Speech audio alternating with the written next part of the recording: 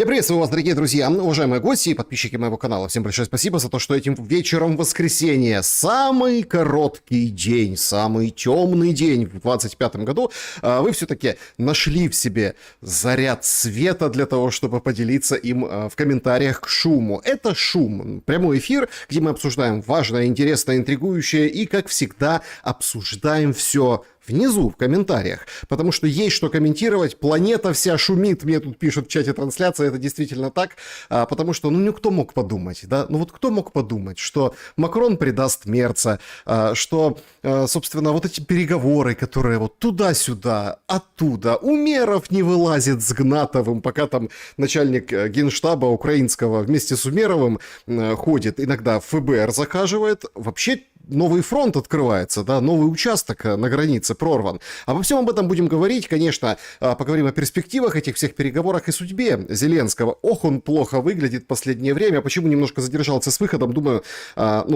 запускать вот эту нашу традиционную историю, что давайте разбирать обращение. А потом так посмотрел на него, так жаль его стало. Хотя ни капельки не жаль, но все равно. Так посмотрел, думаю, нет, все-таки нельзя пугать в самый темный и короткий день Зеленский. Мы с этого начинать. Будем обсуждать все планомерно, поэтапно, материала много, и я уверен, что шума будет сегодня много. Все очень просто.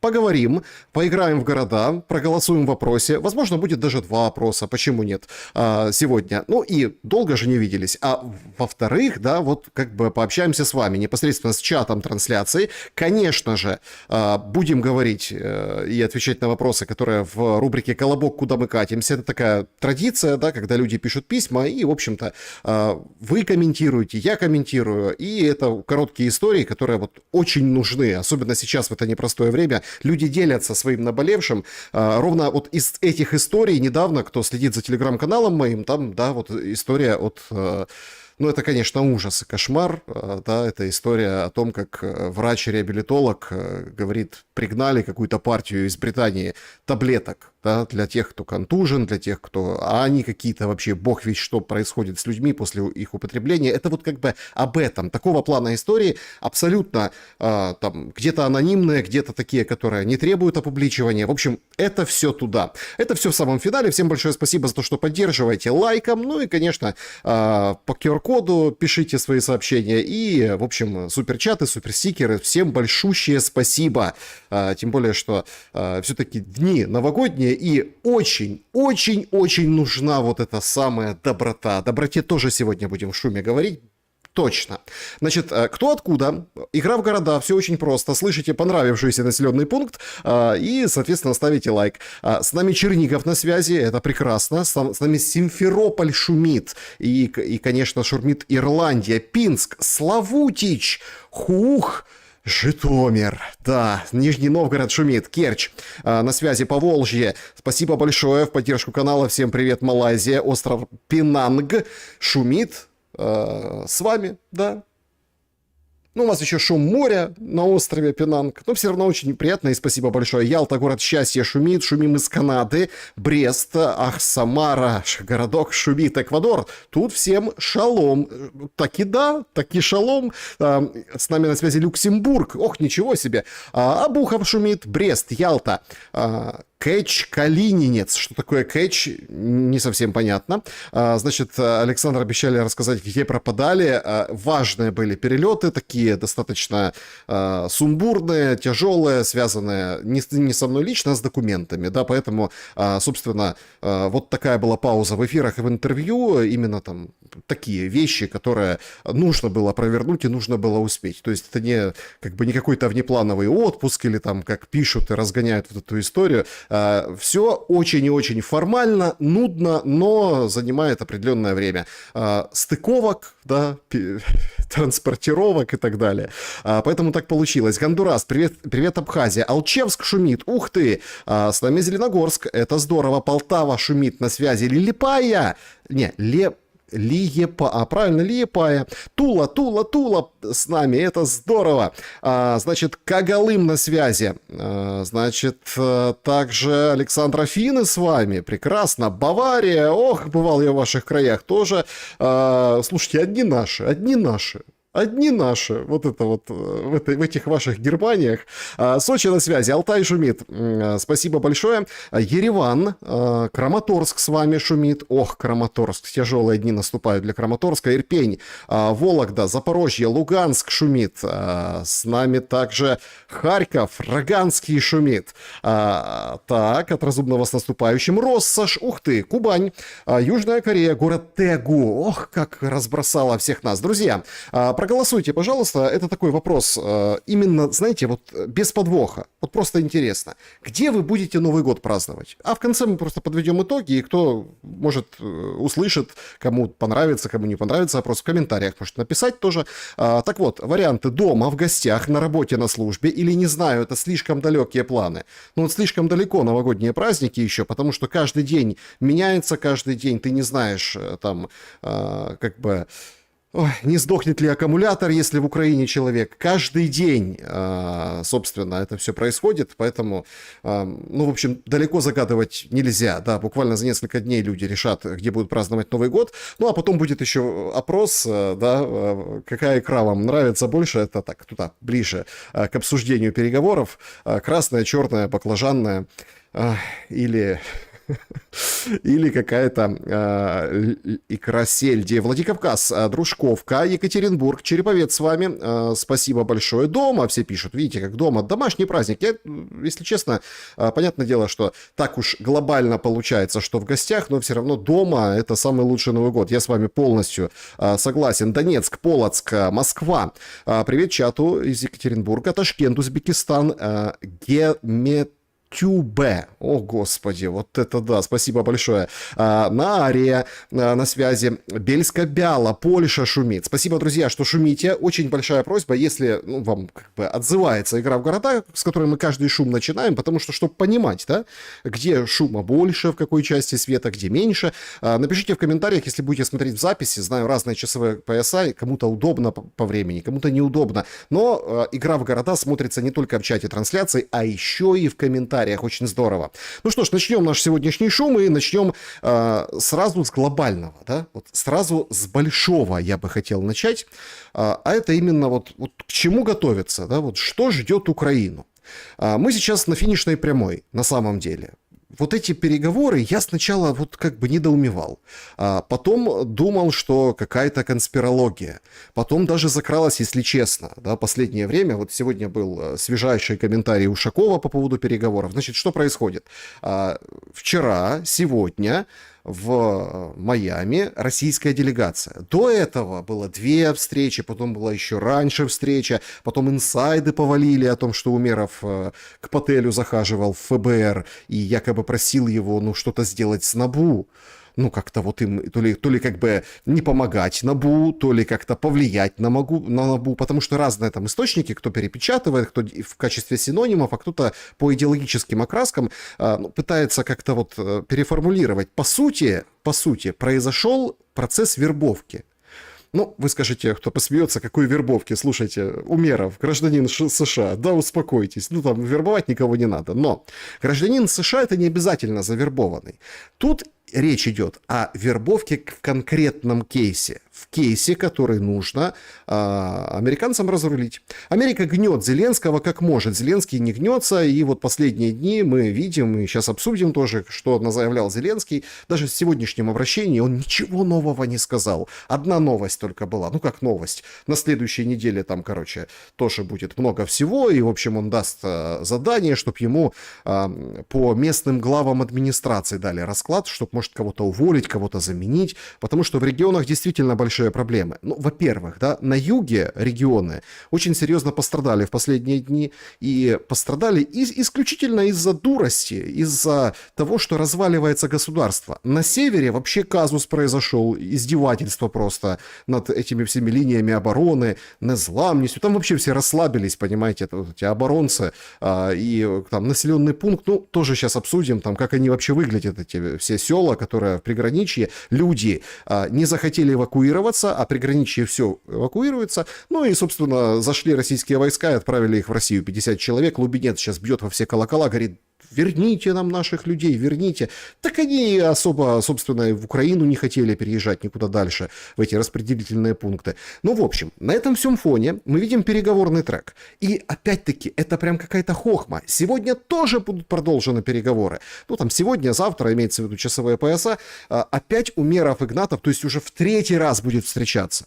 Значит, тут Рубио, это буквально вот перед нашим эфиром, да, тоже там погружался в эти заявления, говорит, это не наша война, эта война идет на другом континенте.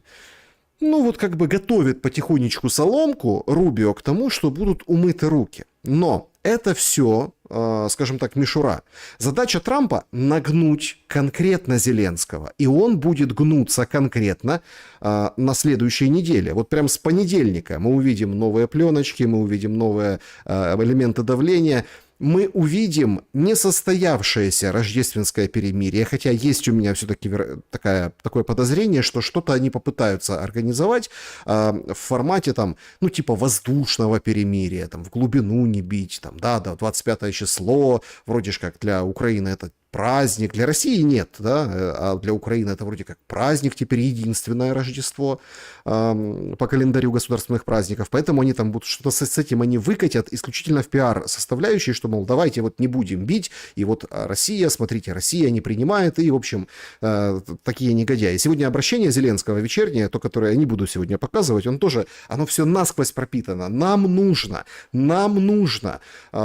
сегодня вот, скажем, вот каким-то образом, да, вижу, спасибо большое за поддержку, вижу ваши сообщения, обсудим немножко позже. Так вот, нам вот нужно всяческим образом выставить Россию. Сегодня 20, по-моему, раз дякував Зеленский в обращении, уставший такой на фоне белой стеночки, в общем, всех благодарил, кто, в общем, оказывает давление на Россию. Вот это будет использовано как элемент давления, это перемирие. Однако, сбивать будут резко и сбивать будут очень круто. Очень круто. Состояние общества украинского очень тяжелое. Очень. Они все поняли вот этот масштаб вот этого воровства, масштаб этой разрухи и масштаб вот этого, потому что перед нами всеми картинка.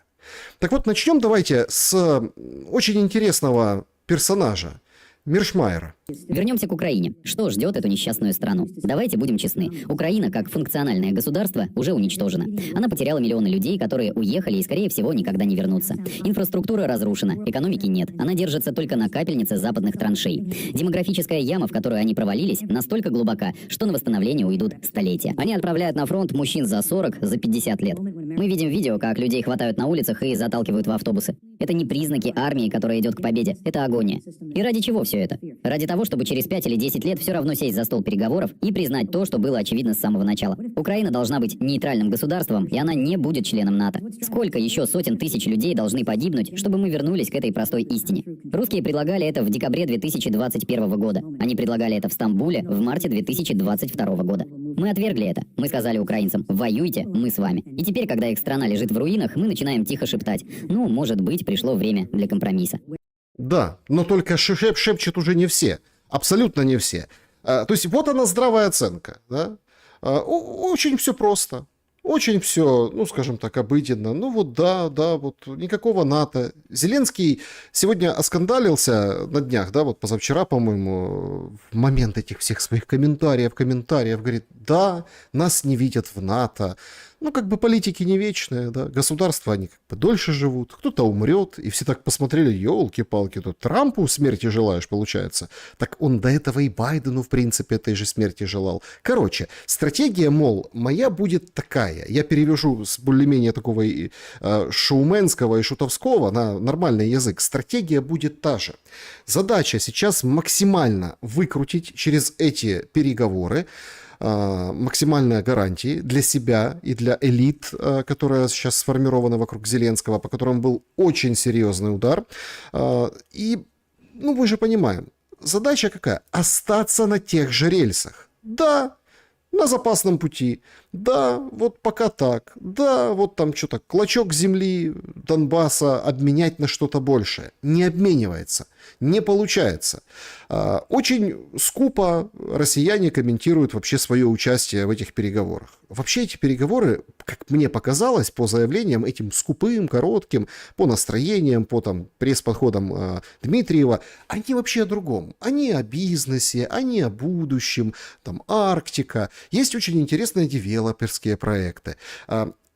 Почему нужен этот план? Почему, в общем-то, американцы видят и, во-первых, торопятся, во-вторых, они не будут гнушаться тем, чтобы скидывать, размазывать элиты, искать предателей возле Зеленского, менять власть и, ну, собственно, играть в свою игру, потому что это деньги. Ну, представьте, Украина со сделкой по недрам и Россия с интересными проектами.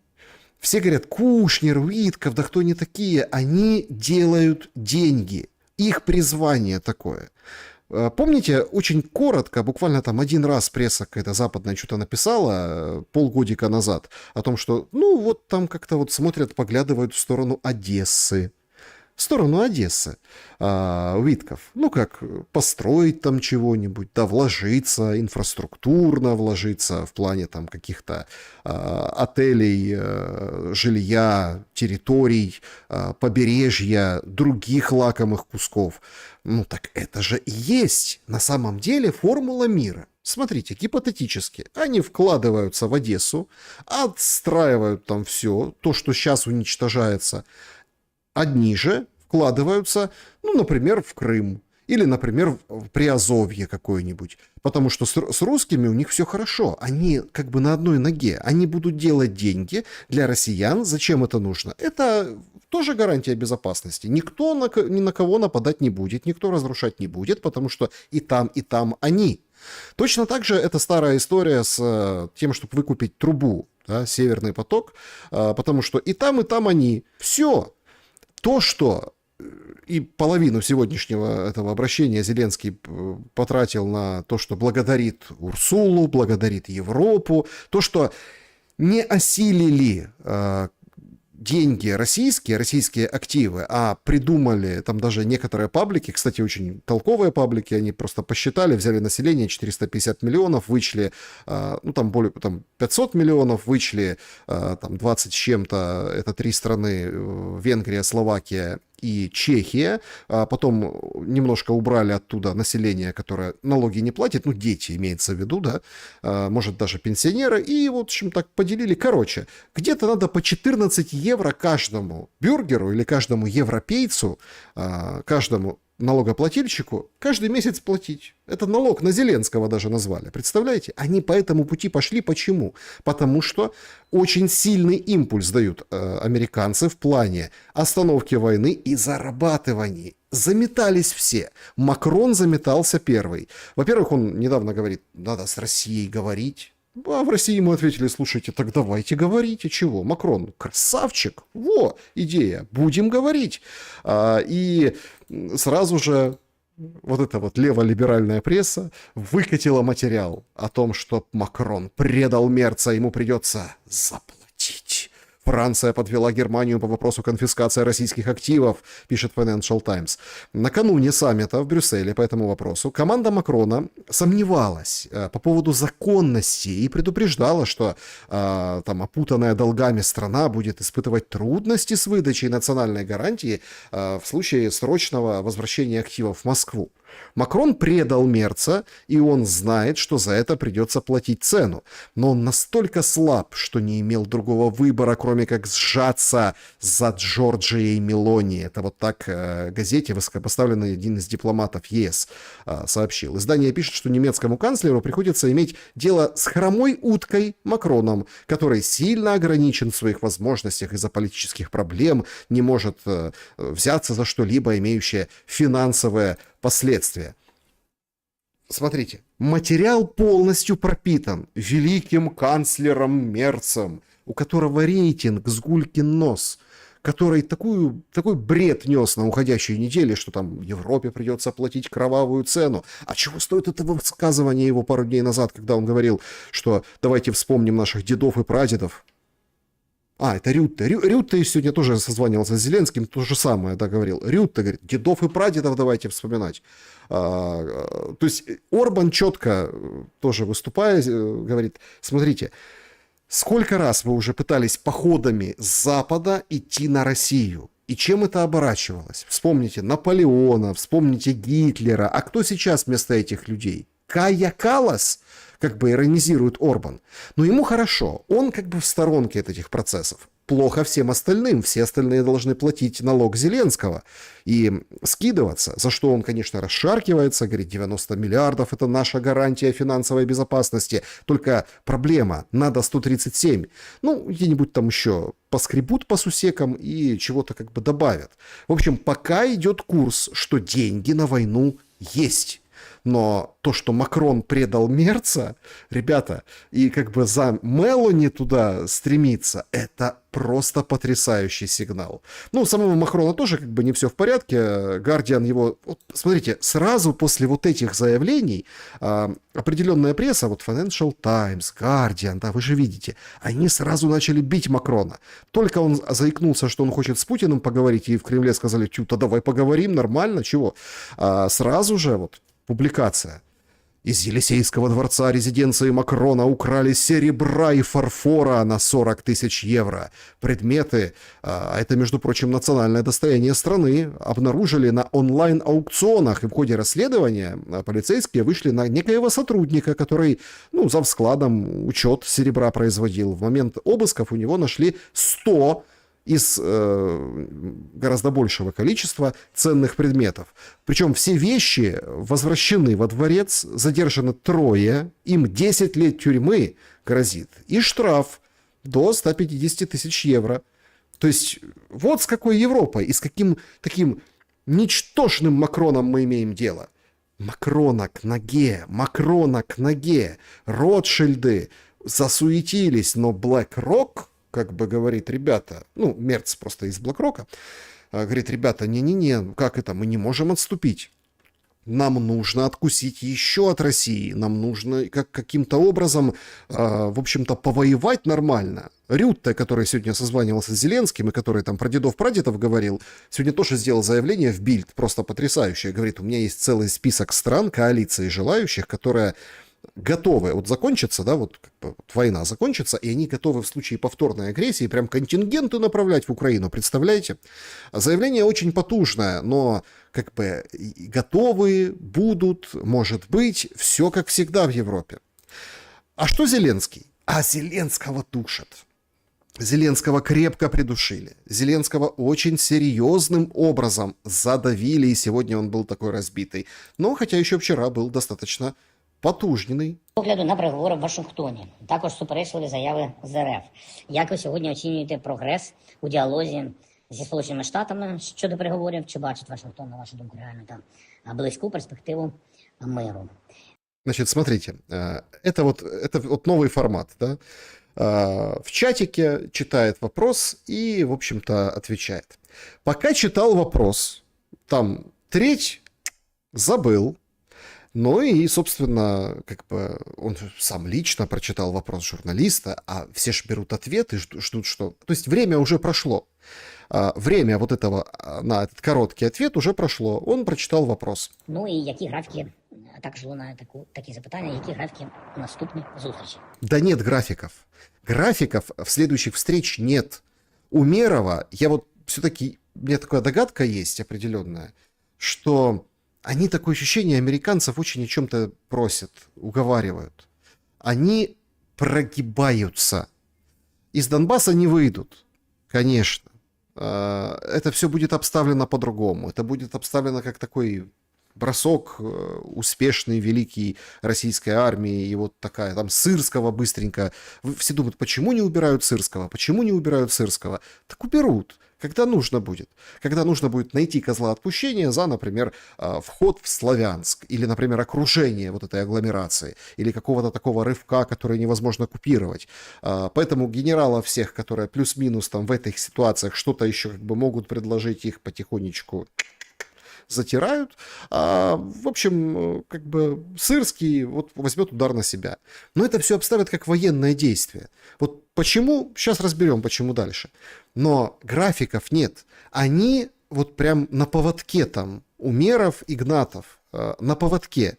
Сегодня он говорит, я вот сейчас приедет Умеров, он мне доложит. Опять-таки по телефону ведь нельзя, ведь что-то ошибка секретная. И каналов связи защищенных нет никаких. Надо приезжать лично. То есть ждем, тянем время, пытаемся юлить. Но они за эти 3 встречи очень серьезно прогнулись. Об этом просто американцы не говорят. Американцы уже скажут в финале, когда все, мы договорились, вот 25 числа успели, Трамп молодец, миротворец, перемирие. Ну, гипотетически на следующей неделе так.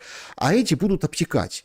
Зеленский потужничать, эти обтекать, на фронте дыры, солдаты в шоке, вся потужность будет как бы переключена на ситуацию внутрь, а она очень тоже тяжелая из-за отключений света, произвола ТЦК и всех других вещей, о которых, ну, в первом видео, да, Миршаймер говорил. То есть, и все, и вот это все, как бы, они, ну, придушат. Это все вот как бы такой бросок на следующей неделе. Это доламывание Умерова и Зеленского самого. Поэтому графики не знает никто. Они могут на 4-ю их встречу оставить. Они могут еще на неделю посадить Умерова и с ним, скажем так, вести переговоров после россиян.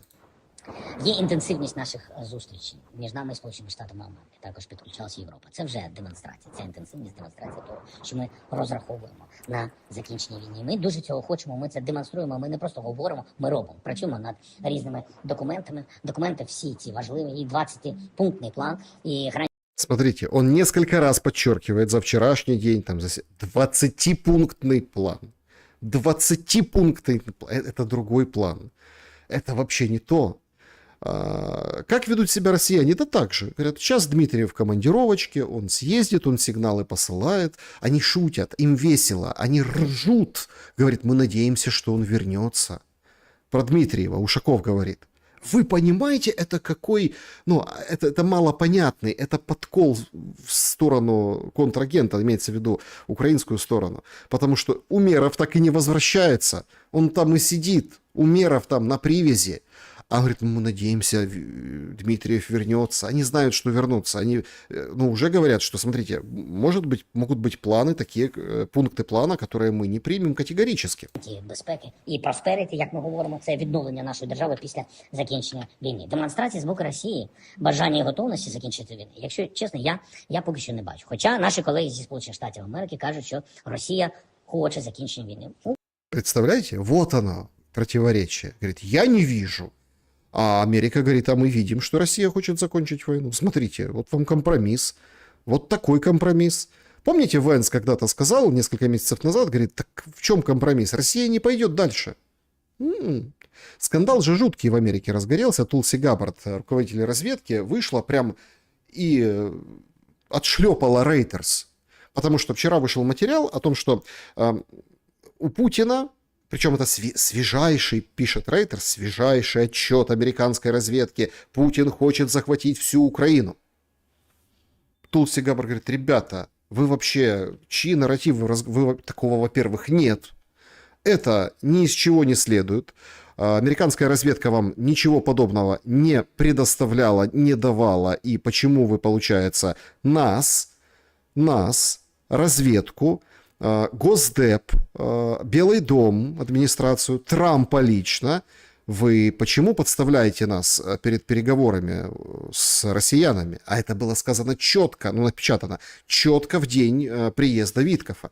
Ну и, в общем, там скандал такой, что мама не горюй, и, в общем, Рейтерс опять в опале. Хотя проблемы у Трампа со всеми СМИ, но Рейтерс, конечно, вот этот слив, который им сбросили, они съели, опубликовали и теперь отдуваются. Хоче, знаєте, буває, та хоче, але не може.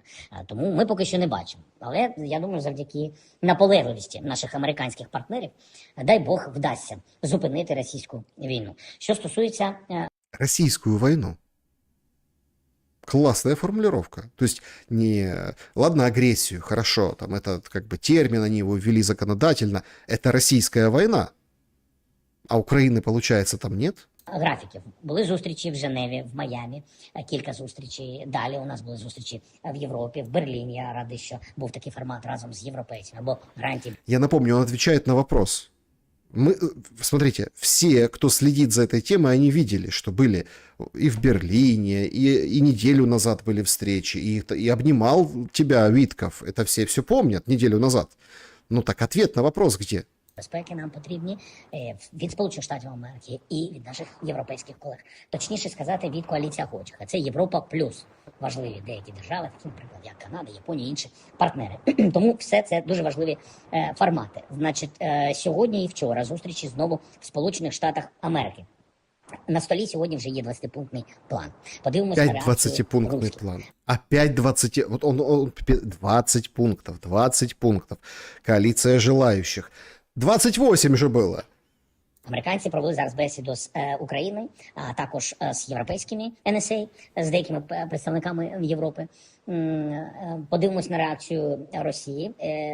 Що стосується Умєрова, він мені дзвонив, сказав, що Америка пропонує зараз трьохсторонню зустріч NSA, Америка, Україна, Росія. Ну, на мій погляд, не впевнений, що може бути щось нове. У нас були зустрічі в Туреччині в такому форматі, хоча був там результат, і це були обміни. То есть, смотрите, он сразу осекся.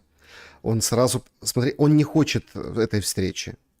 В России говорят, ну, вряд ли это возможно. Ну, как бы, тоже очень прохладно встретили, но он как бы не хочет этой встречи, потому что это встреча. И почему американцы предлагают эту встречу? Потому что все уже на мази. То есть Умерова там, который ему звонил, но его надо дождаться лично, чтобы он, скажем так, отчитался, его уже вот доломали. Он уже к Пателю сходил, он уже хлопотал по поводу НАБУ, и по поводу скандалов, и по поводу пленок. То есть там разговор уже, в общем-то, идет к финалу. И поэтому появилось предложение, давайте втроем встретимся. Если бы там упорный, там как камень, как кремень Умеров стоял, американцы бы этого предложения, в общем-то, и не озвучивали. Правда, русские прохладно это встретили исключительно из-за того, что, говорит, ну, смотрите, мы не знаем, Витков с Дмитриевым встретится вот сейчас, второй день подряд. Мы только из прессы знаем. Нам никто особо ничего не предлагал. Ну, возможно, предложат. Может ли это быть залипуха от Зеленского? Может. Но, опять-таки, не тот масштаб игры, чтобы именно выдумывать это предложение.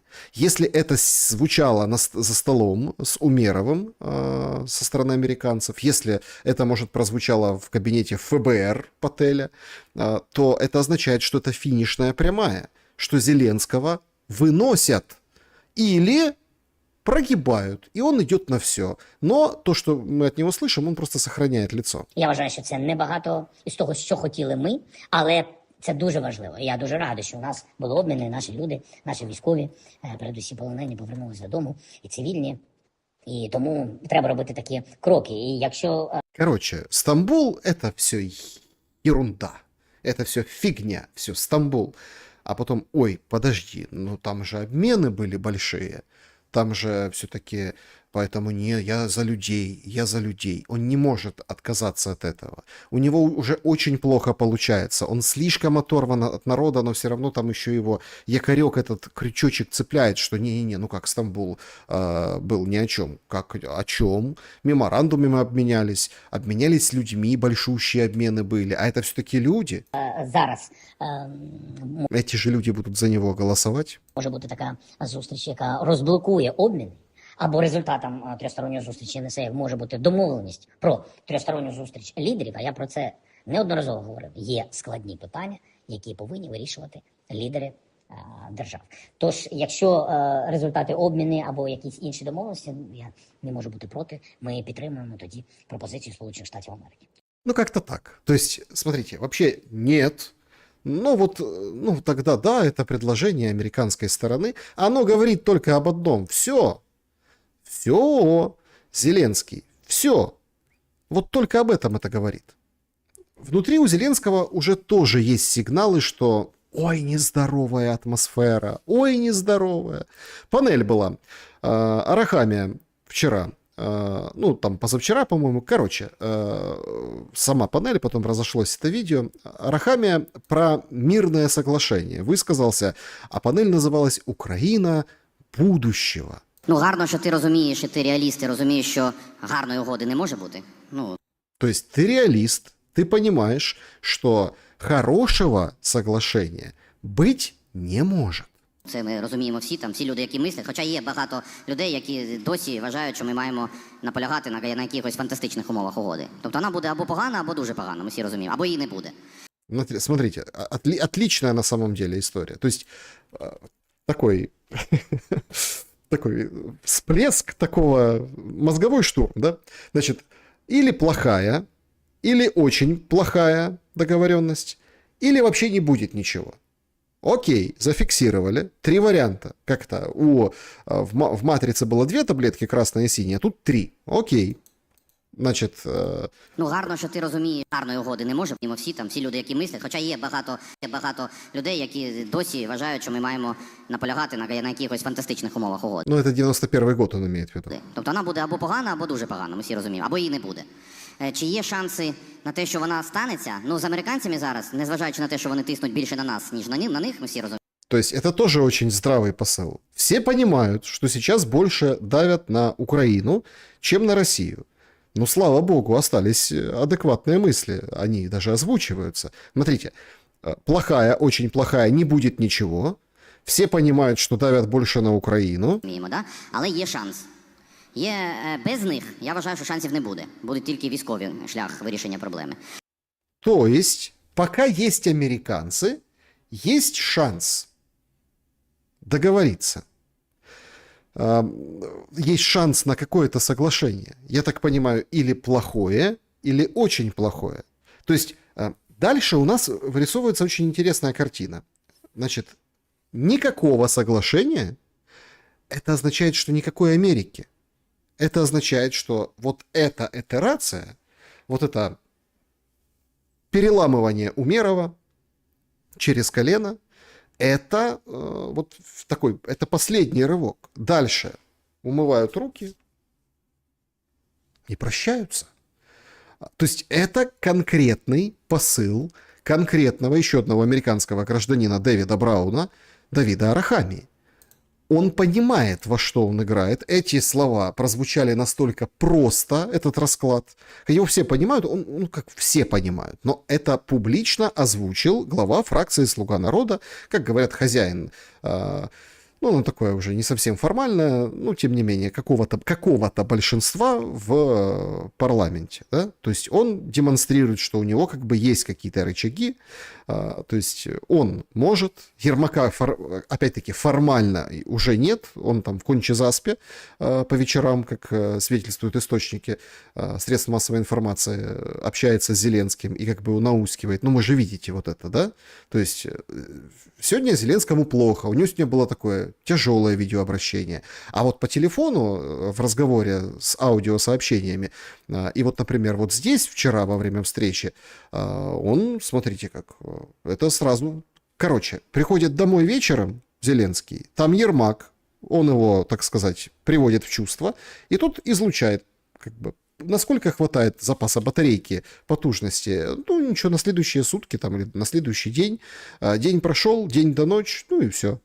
Сутки прочь.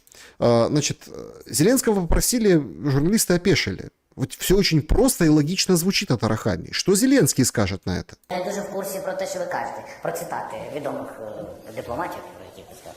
А он отшучивается. А он говорит, а я не в курсе, о чем вы говорите. То есть, что мы имеем? Зеленский, он как бы, он подшучивает над Арахамией, говорит, известный дипломат. Хотя, подождите, дипломат не дипломат, но он участвовал в первом Стамбуле, на секундочку. Это он нам парафировал этот документ предварительно, да, то есть соглашаясь на 250 или там, 200 тысяч, на вот эти орудия, там, вот эти все вертолеты, вот это все. Он же там соглашался, он от имени, ему же поручали. Поэтому как бы шутка с дипломатом не очень. Но очень натянутые отношения, вот это поведение Зеленского как бы выказывает по отношению к Арахамии. Погода може бути погана, або дуже погана, або її може не бути. Вот. И сейчас он скажет то, что в принципе, ну, многие аналитики после именно этого заявления, они вообще не верят в мир. Опять-таки, я говорю, что есть надежда. Она никуда не делась. Очень вот эти 2 встречи, потом еще русские, потом еще 1 встреча. Там идет очень серьезный торг. И это торг не за Донбасс, это торг не за какие-то гарантии безопасности, точнее для страны это гарантии безопасности. Там торг идет, ну, вот прям очень серьезный. Там все очень и очень серьезно. Поэтому, судя по всему, вот мы должны стать свидетелями до 25-го и чуть-чуть после 25-го, ну, то есть до Рождества и после Рождества, очень серьезных событий и заявлений. Значит, и вот он комментирует. После этого заявления все сказали, все, войну не закончить, война будет еще долго, война будет там до весны точно, а там, гляди, там еще год, а может 2, а кто говорит, да ну, может на какое-то перемирие выйдут, да, в какой-то обозримой перспективе, но война, или как состояние вот это, да, конфронтации с Россией, Украина против России будет вот еще десятилетиями, а там, гляди, еще приползет какой-нибудь Балтийский фронт. Вот именно после этого заявления все начали транслировать вот эту историю. Еще раз, смотрите, это не потому, что я там розовый пони или оптимист. Если будет перемирие достаточно длинное, устойчивое, изнутри, нам просто это говорят как угрозу, да, для нас, изнутри ситуация, плюс интересы, плюс совершенно разные, скажем так, торговые взаимоотношения, например, через тех же американцев. То есть Украина и Россия не может не торговать. Ну вот при нормальных, скажем, обстоятельствах. Понятно, сейчас война. Я имею в виду, как вот какая-то Украина, да, какая-то Россия. Почему какая-то? Потому что речь идет о границах. Непонятно, что по границам. Да, поэтому я говорю, какая-то. Все понятно, какая будет Украина после объявления какого-то, ну, паузы длинной, которая там закрепят в подписях.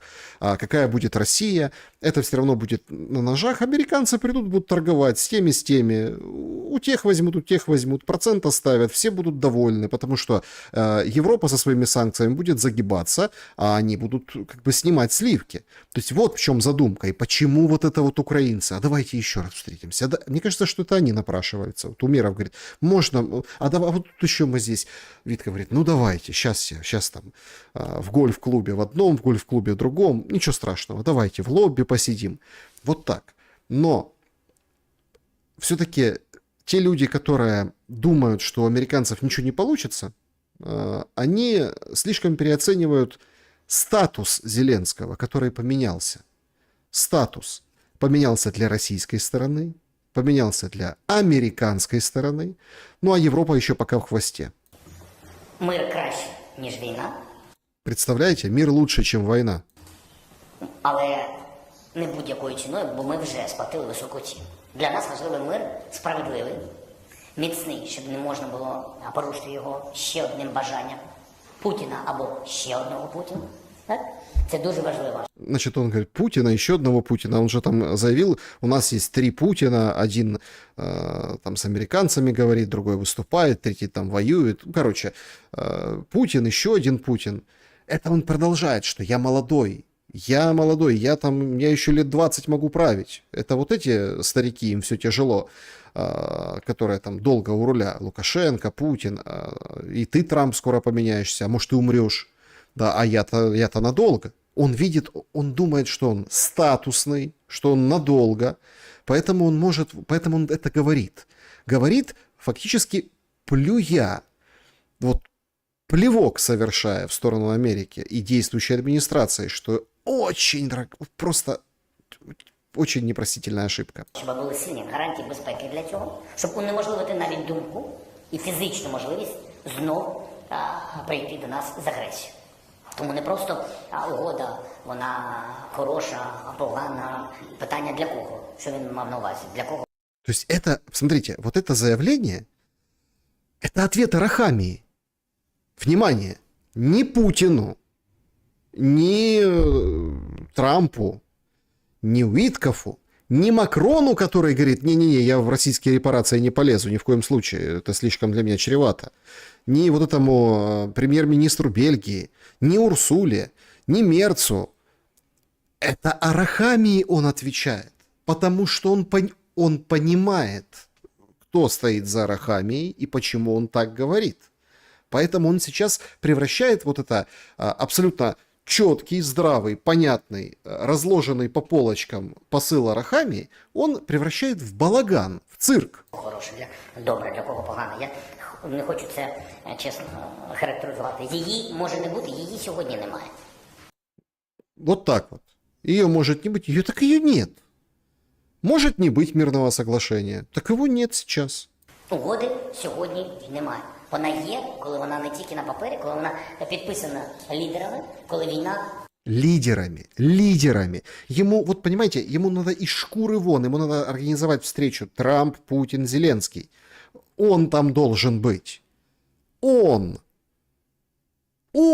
а его не будет. Зупинена. І це значить, що є угода. Тому що, Будапештський меморандум, це, я не вважаю, що ця угода була. Я вважаю, що це був папірець. Папирець, бумажка. Бумажка, Будапештский меморандум. Он уже как-то заикнулся по поводу Будапештского меморандума, и началась вот эта СВО на Мюнхенской конференции, где мудрые, понимающие, ведь опять не будем говорить, они, конечно, не хорошие, эти демократы, но у них структуры, у них там, да, деградация элит, я не против. Этот Блинкин, играющий на гитаре, помните Салливана, кто помнит Салливана вообще сейчас? Но, тем не менее, им говорили, не едь. Камала, вице-президент, говорит, не едь туда. А он поехал и говорит, значит, мы все, мы разрываем, мы выходим из Будапештского меморандума. То есть мы еще и ядерную угрозу будем представлять в дальнейшем. Може, тому що агресія, тому що у нас окупували наші території і загинуло дуже багато людей. І нас не захистила ця угода. Значить, я не вважаю, що вона сильна або дієва. Тому для мене угода це не просто підписати. Но я напоминаю, это идет ответ Арахамии. Багато речей, там кілька домовленостей, кілька документів, гарантії безпеки Сполучених Штатів Америки і європейців, проголосований, підтриманий в Конгресі. І також треба все одно знати деталі, що буде, якщо русські прийдуть з агресією. Розпочнуть ще раз війну. Як американці, європейці, як будуть реагувати? Як будуть реагувати українці, вже зрозуміло. Смотрите, это, кстати, очень важный момент. Он про украинцев так и говорит. С украинцами все понятно. То есть у него все понятно с украинцами, которые бегут. Вот сейчас приходят новости, что целый день 67 тысяч человек за сутки выезжало на Польшу. Причем некоторые там политобозреватели подхихикивают, говорят, праздники же. Типа, Польша там, то что, Новый год, если у тебя там родня, тут родня, ты можешь передвигаться, что не поехать, да, там же в Польше можно, там свет есть, да, там можно елку зажечь, это типа на праздники, поэтому система не справляется, очереди бешеные. Не-не-не, это обстрелы, это зима, это удары по югу, проблемы, хоть там сегодня говорят, нет, мы там решили, все, этот мост восстановили, так опять полетела кассета туда, в сторону Одессы. Там 3 дня лупили по этому мосту, и по дорогам, и по мосту, и пункты пропуска закрывались. Поэтому все кинулись туда, на польский пункт пропуска, потому что там проблемно. Там еще такой эпизод был на юге. О юге сейчас поговорим серьезно, там более предметно. Там Кипер оправдывался сегодня, это губернатор от Зеленского, говорит, мы запретили лодки. Короче, там какая история? Мост не работает, понтонные переправы, они там пока наладят. Они же все как бы такие руководители очень такие быстрые на подъем, вы понимаете. Говорит Кипер, мы вот запретили, никто не будет возить. В ТикТоке люди выкладывают, как они за 10 тысяч гривен на моторной лодке, вот это пересекают этот лиман, да, или как. В общем, вот этот, скажем так, над чем мост. там залив, там, ну, короче, это Дунай, от Дуная отрезают. Они пересекают, да, и дальше попадают вот на тот кусочек, где Измаил находится. Ну, если кому очень надо ехать, то есть, понятное дело, он 10 тысяч гривен заплатил, его посадили в лодку, он переехал, а это типа незаконно, это же как бы, мы же должны перевозить, кто это будет, участники какие-то непонятные. То есть, обломался он с этим делом в момент, там, вчера, ну, сегодня отчитались, что уже определенным образом. То есть, люди, там проблема пересечь, и они все кинулись на западные пункты пропуска. Як будуть реагувати партнери? Який deterrence package буде Україна? Ой, Appearance Package, господи. У меня была учительница по английскому языку, Алевтина Алексеевна. Дай бог здоровья, не знаю, как сложилась ее судьба. Она, кстати, в 2014 году разрушили ее дом полностью, вот это, там 9-этажка, и полностью, в общем, ее стояк, вот это, в общем, ее там, в общем, тяжелая история была. Вот это Deterrence, ой. Що буде знаходитись на території України? Як укомплектована буде наша армія? Наскільки сильна? Які у нас будуть запаси? На що ми можемо розраховувати? Який пакет санкцій буде вводитись одночасно Это он с Арахами разговаривает, вы понимаете? проти агресора? Тобто, ось тому тут не про угода ні хороша, ні погана. Я вважаю, що угода повинна бути для України справедлива і дієва. Вот так вот, справедливое опять и действенное соглашение. Очень интересно, что Зеленский, вот просто, понимаете, с ним никто не разговаривает. Поэтому он, как бы, отвечая Арахами, сам пытается со всеми разговаривать. Понимаете? А с Зеленским пытается поговорить Порошенко, внезапно взявшийся из ниоткуда, вроде как используя площадку своего фонда и пиар-видосика, чтобы пробросить очень интересные мысли. Країні окремо виділили на 26 і 27 роки 90 мільярдів євро з боку наших партнерів з Євросоюзу. Це означає, що на сьогоднішній день Україна 2 роки має джерела фінансування, має чим фінансувати, в тому числі і свою оборону, але там наголошено, що є 3 умови. Значит, смотрите, обстановка. Он припер колеса. Ну, как он? Его фонд. Приперли колеса. Ну, то есть резину зимнюю. Новую для там тяжелой техники, для пикапов, для этих всех. Вот они там взяли представителей от бригад, ну, чтобы прием-передача была, и вот они их выстроили, вот так, буквой «П». Порошенко вышел в центр и говорит, дали 90 миллиардов. 2 года у нас будут деньги. Но есть условия. И вот это очень интересно слышать от Порошенко. Условия. Получается, у Зеленского вообще тяжелая ситуация. По поводу соглашений. Арахамия, представляющий определенные круги американские, с одной стороны. Порошенко, который на короткой ноге с европейскими определенными кругами, с другой стороны. А с ним никто не говорит, и он, получается, разговаривает с телефоном, голосовыми с журналистами. Ну ладно, что ж там за условия? Крыголам, Сивачолой, что ж там за условия? Умова перша. Ніхто більше не буде збиратися терпіти корупційні дії української влади, включно з Міндічгейтом. Никто больше не будет собираться терпеть коррупцию Миндичгейт, представляете? Єрмака. Діють міністрів-корупціонерів, які зафіксовані на плівках і досі працюють міністрами. Це підірвало довіру наших партнерів і сказано – прибирайте. А використання коштів Європейського Союзу буде під суворим аудитом, під суворим контролем. І лише за умови ці гроші будуть виділені, коли буде забезпечено 3 речі. Річ перша – незалежність антикорупційних органів. Так, вот тут сейчас пошел по конкретике. То есть до этого это было, это он так припорошил Порошенко. Короче, условия, значит, надо выгнать этих министров, которые при должностях пооставались, да, там, ну, кто ушел, кто не ушел. Короче, в принципе, они там на манеже все те же, ничего не поменялось, да. Но он так припорошил, будет очень четкий контроль этих денег. То есть это не будет вот это вот, как американцы при Байдене давали, там вывалили, кэшем отправили, и это даже не распаковывали вот набушники. Но условия. Значит, НАБУ независимая. Боротьба з корупцією буде продовжена. Річ друга. Принципи верховенства права. О, да ладно! Я напомню, что Порошенко подсанкционный. У него тоже так всего лишили, наград, там вот это всего. Он судится с ним, и за ним идут и повторяют юридическую практику все другие люди, которые тоже попали под санкции. Почему? Потому что он как бы как президент, у него статус есть, бывший, но он президент, да, и все как бы вот ориентируются в других судах, где это слушается. Ну, там это слушается в одном суде против Зеленского, там же там и мое дело слушается тоже. Но все как-то вот он там впереди постоянно, потому что на него ориентируются.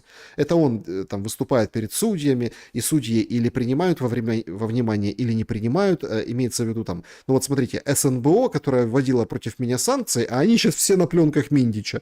Ну, то есть, ну вот так, да, и то их быстренько тоже меняют, там, убрали министров, их тоже поменяли состав.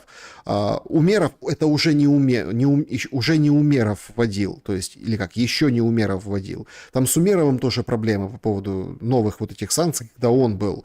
Но там вроде как не было такого, именно такого беспредела. Короче, то есть он говорит, верховенство права должно быть. И тогда будет 90 миллиардов. І це означає незалежність судів, це означає захист права позиції, це означає свободу слова, і Да ладно, свободу слова! Ничего себе! це означає захист громадських організацій. І річ третя. Ми маємо продовжити реформи. Реформы! Это же его сакраментальная фраза. Каких тебе еще реформ не хватает? І Україна перед тим, як просити гроші в партнерів, має забезпечити ефективне використання своїх власних коштів. І саме для цього я вніс в парламент проект нового бюджету. Фонд Порошенка. Значит, смотрите.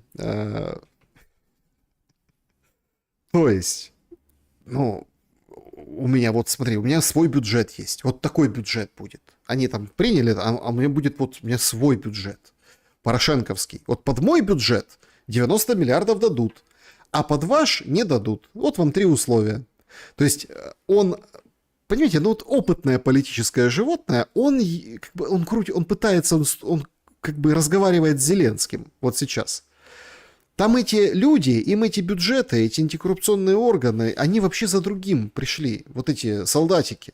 Вот зачем. Закупив шин на 600 мільйонів гривень. І от 600 миллионов гривен. Шины, смотри, сколько шин. До неба. сьогодні ми передаємо чергову партію шин.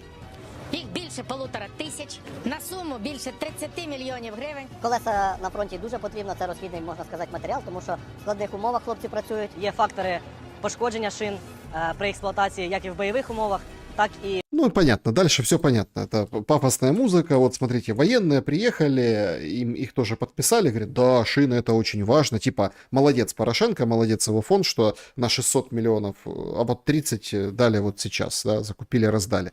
Но опять-таки, вы же видите, как он пытается строить коммуникацию. Он с Зеленским говорит. Он говорит, Зеленский, давай. Вообще, говорят, метит там, хочет быть премьер-министром, да, или там спикером, или еще кем. В общем, ну, наверное, премьер-министром больше всего. Типа, вот смотрите, под мой бюджет, наше эффективное, скажем так, управление, дадут 90 миллиардов, а так не дадут. Понятно, блефует, понятно, это все не то. Понятно, что Зеленскому тоже выкрутили эти деньги. Это все понятно. Но, в общем, нож в спину уже есть кому засадить.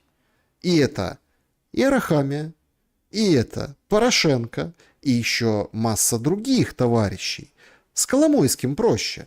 Он сидит в СИЗО, его прищучили, и поэтому он начал как бы откатывать назад, хотя замах был такой на руб. Ну, а правда, удар на копейку. Но он-то в СИЗО, он подневольный человек, у него камера номер 13, поэтому с ним можно справиться. А с подсанкционным Порошенко уже сложнее. По поводу переговоров, вообще этих раскладов, конечно, очень интересно наблюдать за глашатаями режима Зеленского. Вот Корчинский выполз. Про переговори говорить. Міністерство закордонних справ РФ підігнало Віткофу, коли він був в Москві, ящик червоної ікри. Да, пошла такая информация, что подарочная упаковка, ящик красной икры презентовали, когда был Витков и Кушнер, в качестве подарка. Ну, смотрите, ящик икры, какая бы она ни была, видимо, там какая-то элитная икра, он, это вот просто, это так, это капля в море. Мы разбирали вот эту встречу, и там показывал я и в шуме директора ресторана «Метрополь», да, «Метрополя», который там к юбилею «Метрополя», ресторан «Сава», какие там у него там посекунчики, какие там филе оленя, то есть какие деликатесы там были. Поэтому вполне себе, да, подарили ящик икры Виткофу.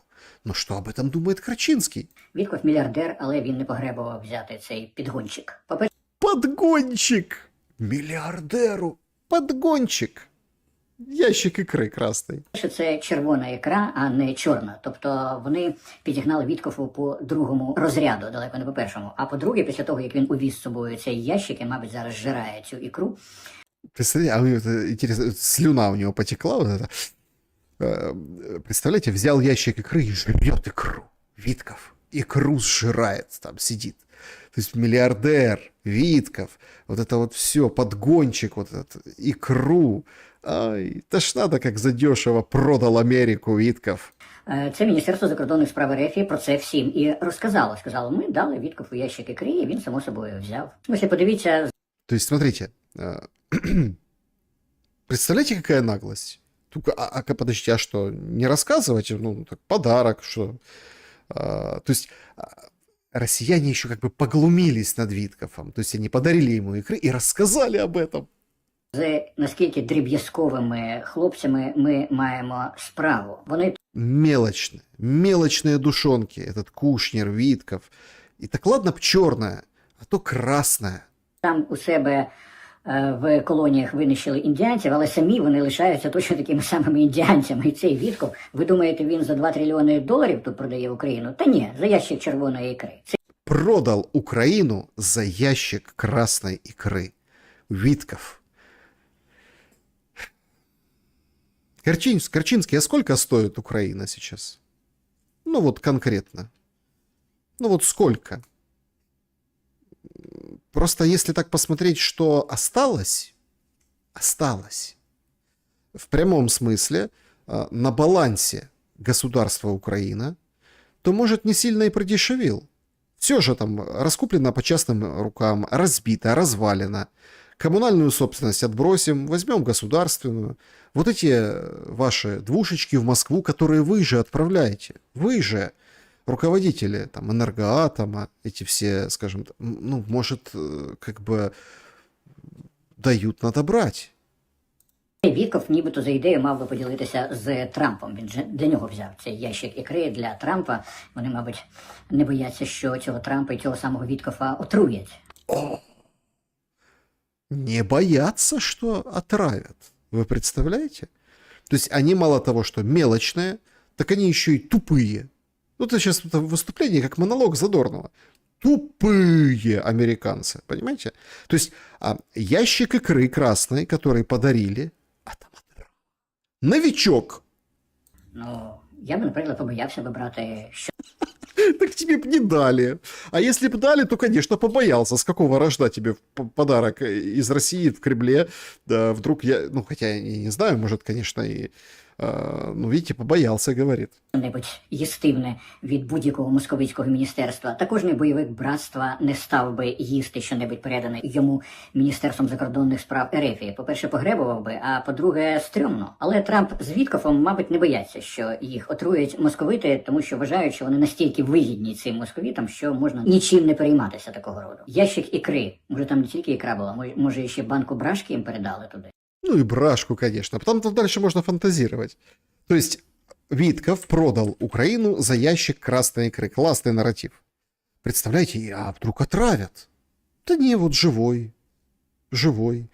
С Умеровым он встречается несколько раз. Как-то не отравили.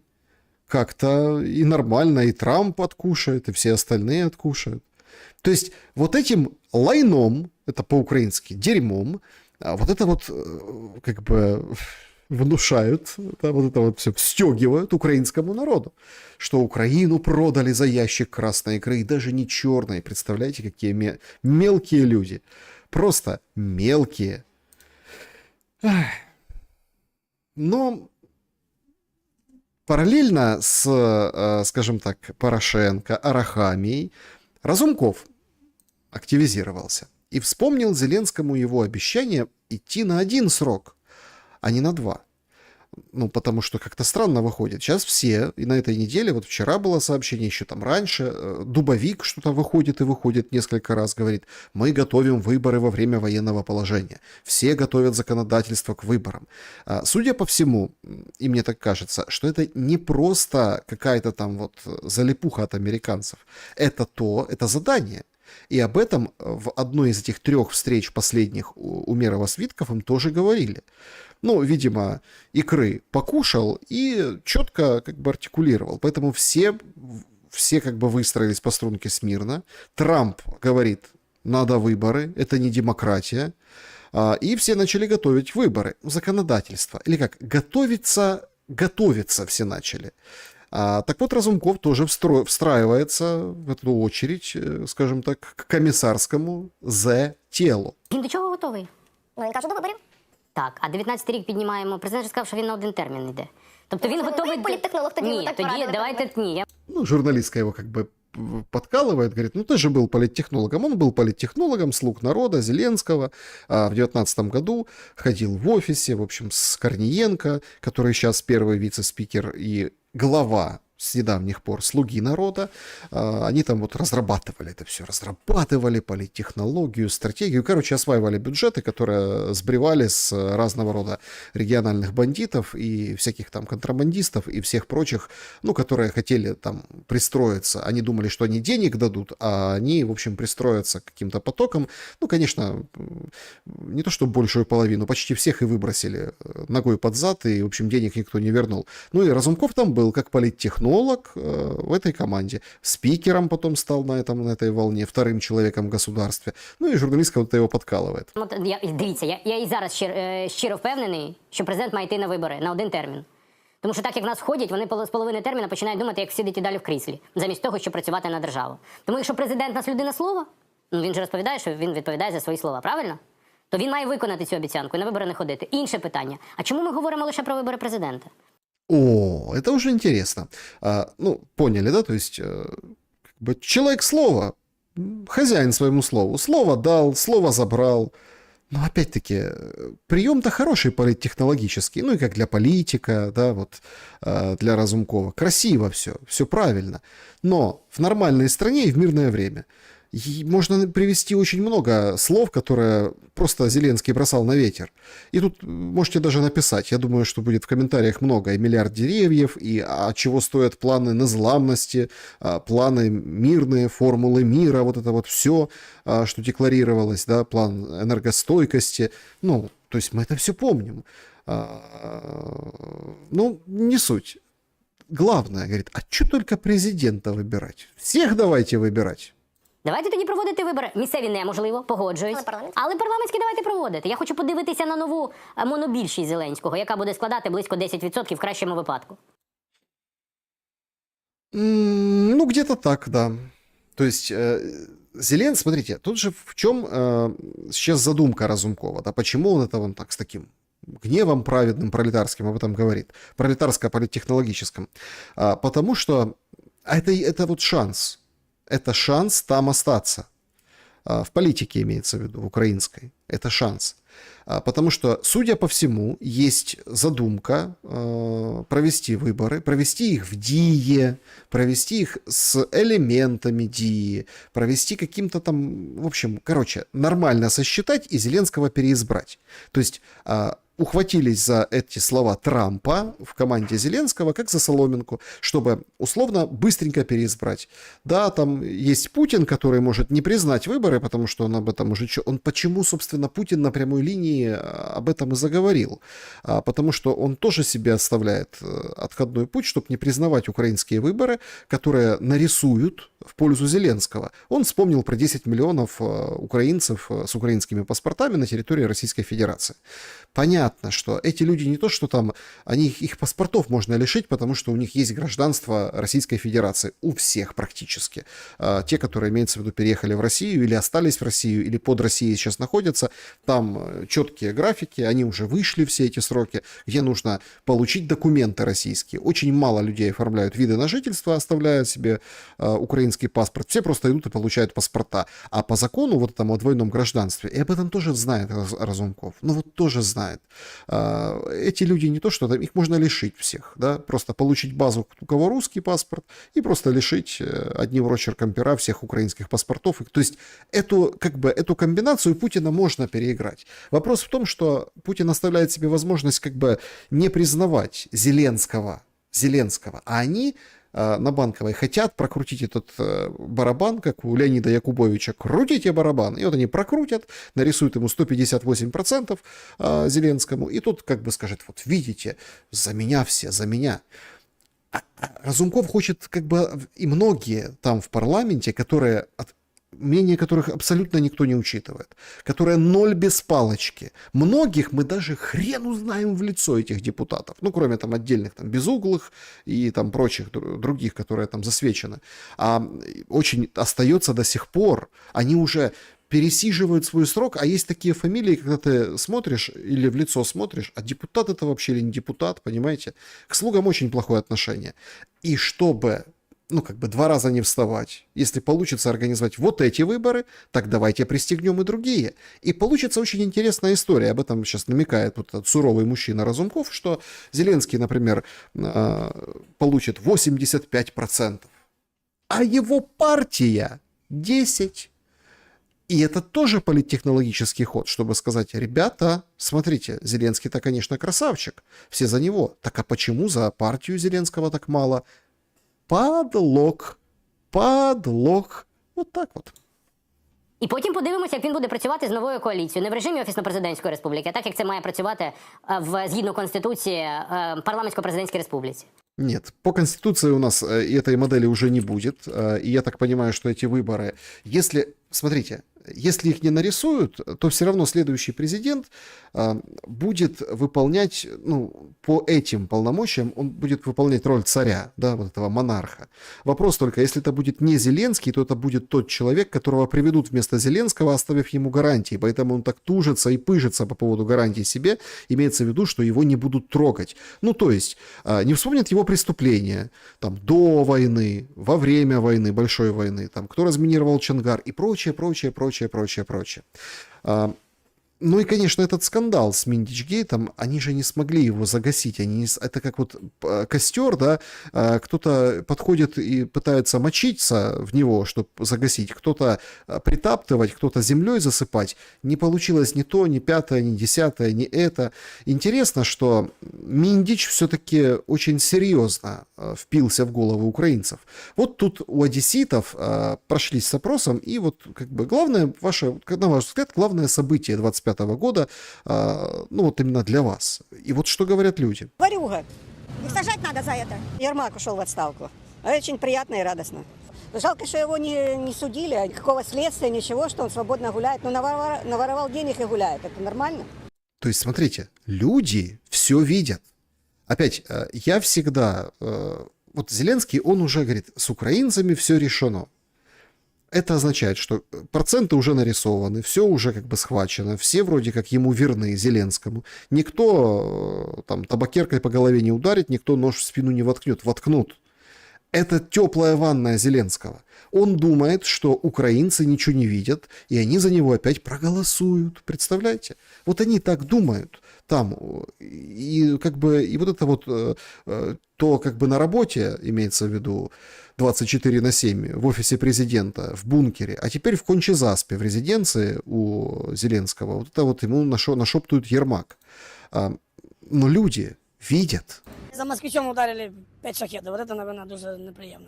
Почему во время войны люди, которые воруют у государства, не имеют за это ответственности? За них заплатили, они поехали. Здрасте. Почему такое? То есть люди, вот, это их волнует. Как это? Ну, в смысле, то есть наворовали столько денег, они уехали, во-первых. Во-вторых, вот как так может быть? Никто не наказан. Кого-то прищучили, кого-то судили, ничего, под залог повыходили все практически. А их отпускают за то, что кто-то за них заплатил. А тот, кто заплатил, откуда деньги взял? Тоже наворовал. Перемена власти. Меня очень огорчает в нашем городе, потому что мы были сторонники Труханова все-таки, нам нравилось то, что он делал. Возмутило поведение товарищей из высшей нашей, как называемой элиты. Ну, то есть, смотрите, видите, здесь перемешали журналисты этот вопрос. Одни говорят, что шахеды летят, ну, это Одесса, бьют в последнее время сильно. А другие говорят, вот Труханова убрали, все-таки мы за Труханова были, а его взяли как бы и по беспределу выгнали. Ну, и это тоже возмущение в копилку Зеленского. Ну и вследствие этого вот что со светом и творится. Там огурцы я хотел купить соленые. Дед смешной, конечно. Говорит, огурцы, говорит, хотел купить. Ну, салаты же все там, оливье же будет. Красивые такие. Так знаєте, скільки вони стоять? Скільки? 200 гривень кілограм. На новий рік я буду згадувати буду. Коли сяду за стіл, і якщо попадеться мені солений огурець, то я згадаю, що він тут стоїть 200 гривень. Нашого мера Геннадія Труханова зняли. Оце мені не сподобалось зовсім. Це людина, це справжній одесит, це патріот нашої країни. Це людина, яка зробила для нашого міста дуже багато чого потрібного. Ну, в общем, понятно. Смотрите, то есть одесситов действительно волнует это событие, конечно, года. Взяли по беспределу, выкинули Труханова, нарисовали паспорт и сказали, о, это твой паспорт, и все, как бы до свидания, пошел вон, судись. Судись, когда там что-то отсудишься. Но это тоже ведь все делается ровно так же под вот этого товарища, которого сегодня журналисты «Украинской правды» поймали в Израиле. Ну, слушайте, это, конечно, цирк. Это, конечно, то есть НАБУ, САП, СБУ, может там госизмену паяют Минтичу. Всех собак надо, смотрите, повесить на Минтича. Почему? Потому что это таки безопасно. Значит, Зеленский, опять, это догадка, но, судя по всему, это правда. Он лишил его гражданства и скрыл этот указ. Засекретил, его нельзя почитать. Его и вот этого Цукермана, да, бухгалтера, которые они вдвоем смылись, в Израиле сейчас сидят. То есть никто не мог найти Минтича. Вот нашли, вот сфоткали, вот сидит себе спокойный Минтич, он там, видите, по-спортивному, в шапочке, в наушничках, видимо, с пробежечки. Кто-то, ну, скорее всего, наверное, вряд ли там это журналисты поехали. Пишут, что вроде как они, что с ним пообщались, и что-то они там обещают, какой-то материал с Минтичем. Ну, вполне вероятно, что это, может, не они с ними пообщались. Короче, неважно. Журналисты могут найти Минтича, а все остальные нет. А людям действительно эта история как бы откликается. И она на самом деле, ведь за 25-й год было очень много серьезных событий, больших событий, тяжелейших. Будем там следующую неделю, еще там кусочек будущий, там через одну неделю обсуждать там итоги года, подводить, повспоминаем, инаугурацию Трампа, и вот эти все дохи, и вот эту всю историю с перемирием на Пасху. Представляете, когда люди просто свободно дышали и понимали, что в той же Одессе выходили, там, загорали, погода еще была хорошая.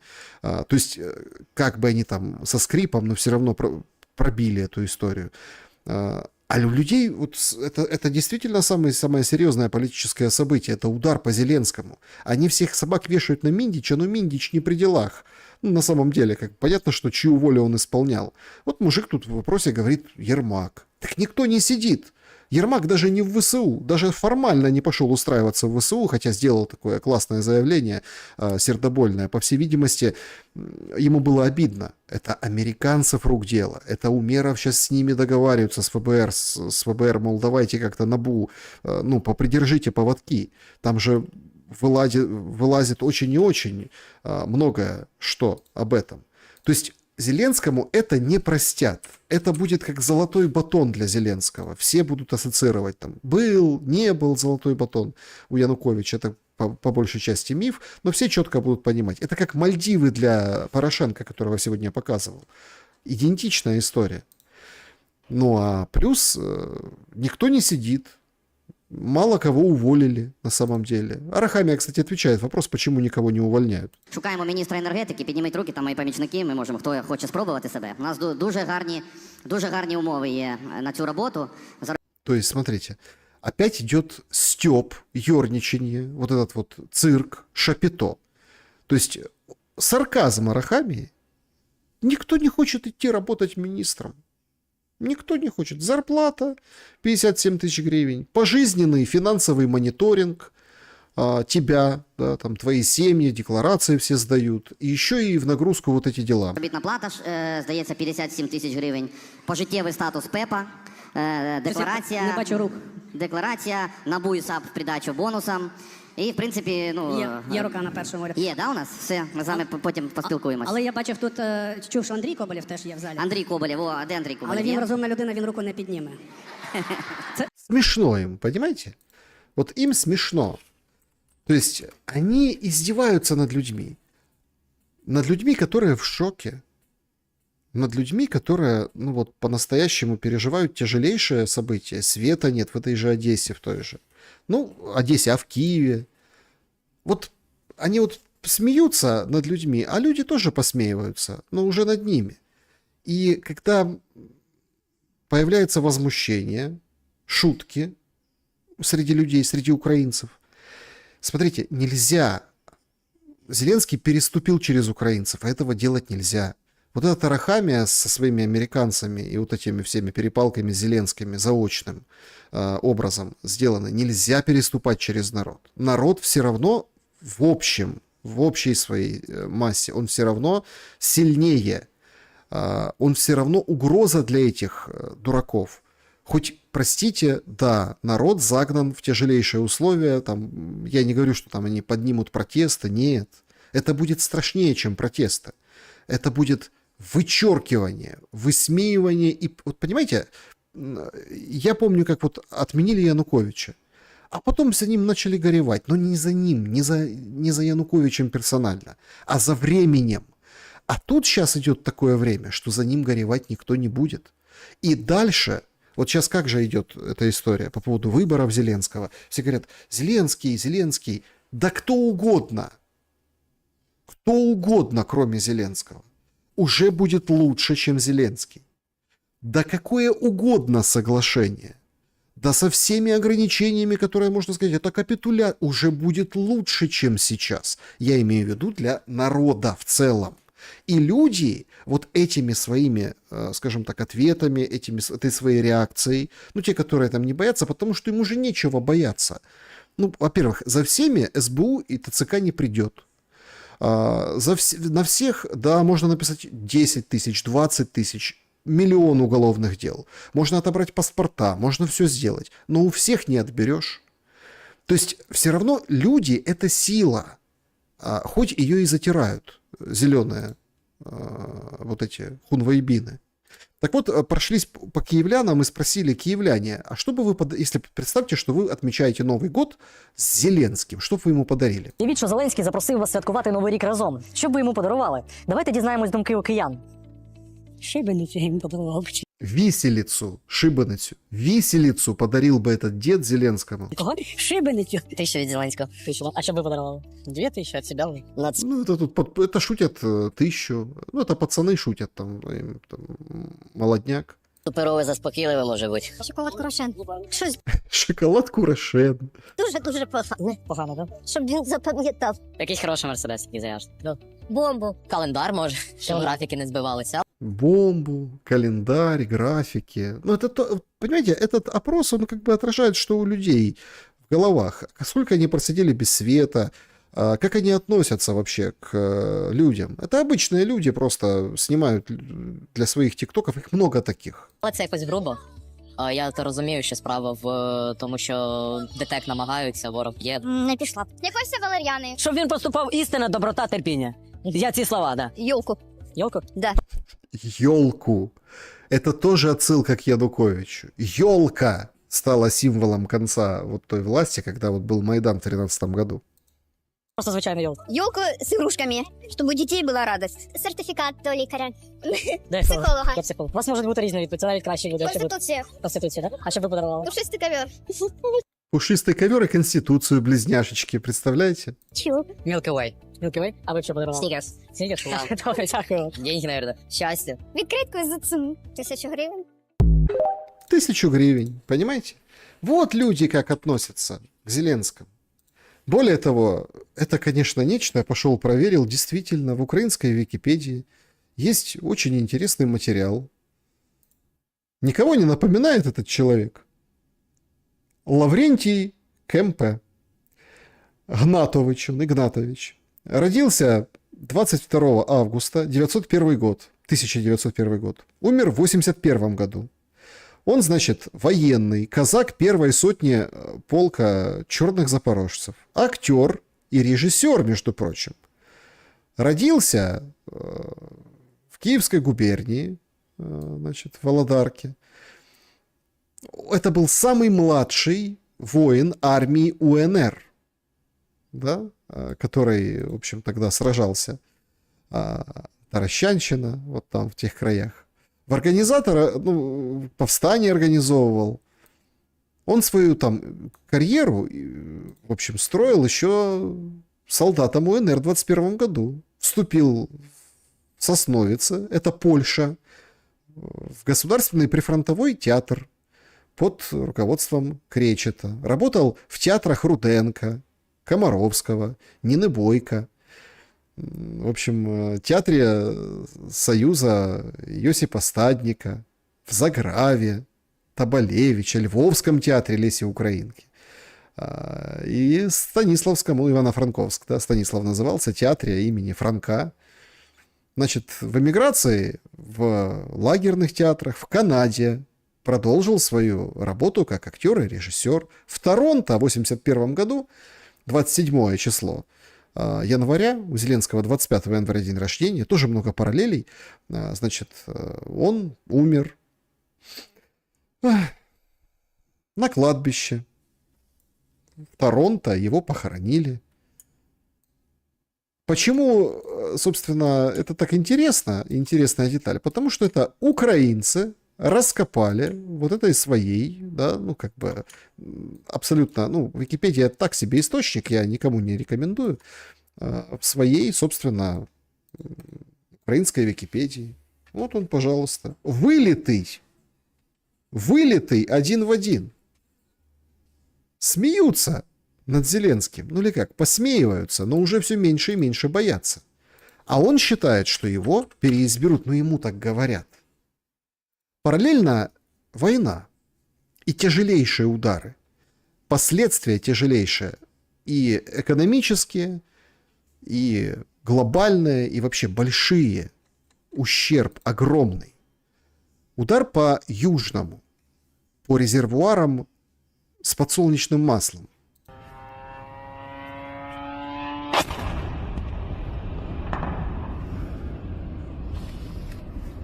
Ну вот, это был сам удар непосредственно. А это дальнобойщик. Едет там рядом. Разлилось масло в бешеном количестве просто. Как когда дождь идет, и прям машины прям по бампер вот это вот пытают, так столько масла вылилось. Масло. Я ебать. Высчитывают на по 60 гривен.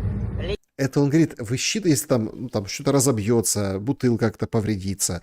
Короче, по 60 гривен, да, вот это за литр высчитывают с дальнобойщиков. Ну, понятно, да, если там что-то в таре не довез или какая-то история. А он смотрит на это, он в шоке. Бывают там коробки кривые, чего-то где-то повредилась упаковка. Едется рекою по земле, просто рекою. Ты что тут?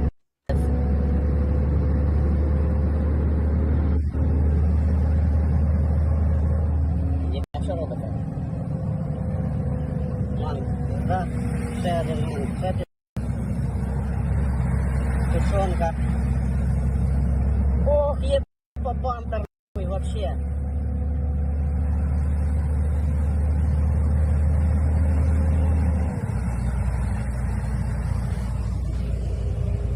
Ну, как-то так. Это колоссальный экономический ущерб.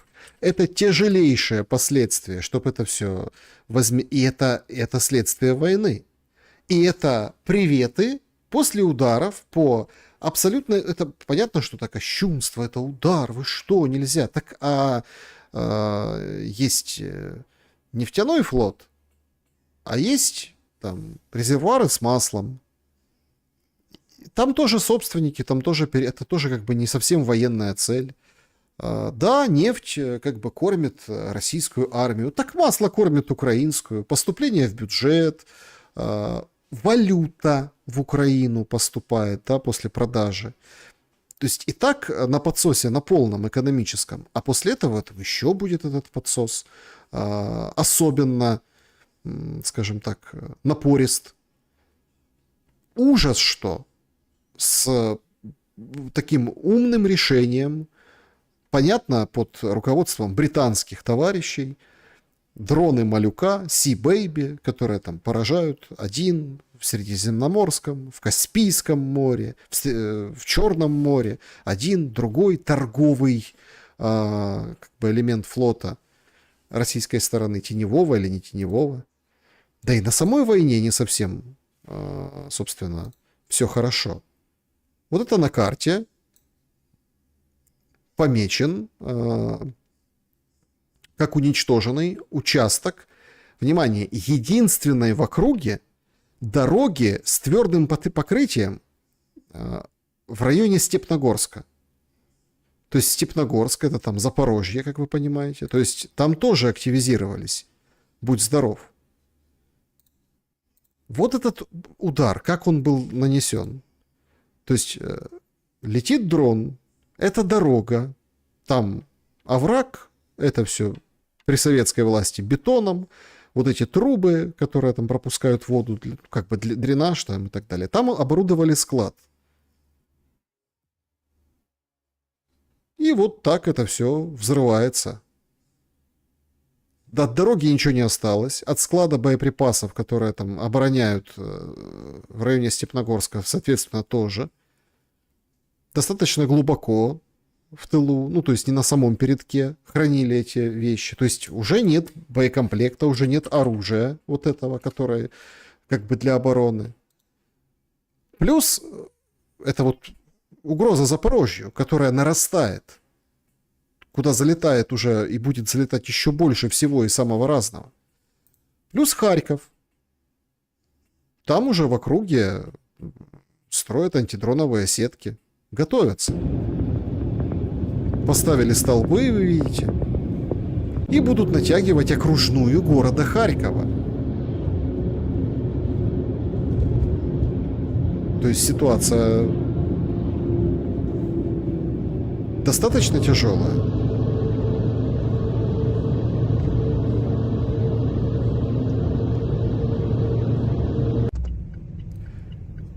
И вот сами сетки натягивают, как видите. Получается, что дальнейшее развитие событий будет следующее. Ну, так планируют, да, и почему возводят эти сетки, эти все укрепления. По одной простой причине. Значит, Зеленский тянет время, отказывается, ставит палки в колеса, надеется на Европу. Европа чего-то, да, выделяет. С Порошенко, без Порошенко, не знаю. Война продолжается, и следующий этап вот этой войны будет подход к вот этим большим городам. Понятно, операция Славянск-Краматорск и поход на большие города, на областные центры. Я вспоминаю так немножко, даже немножко как бы ужаснуться хочется.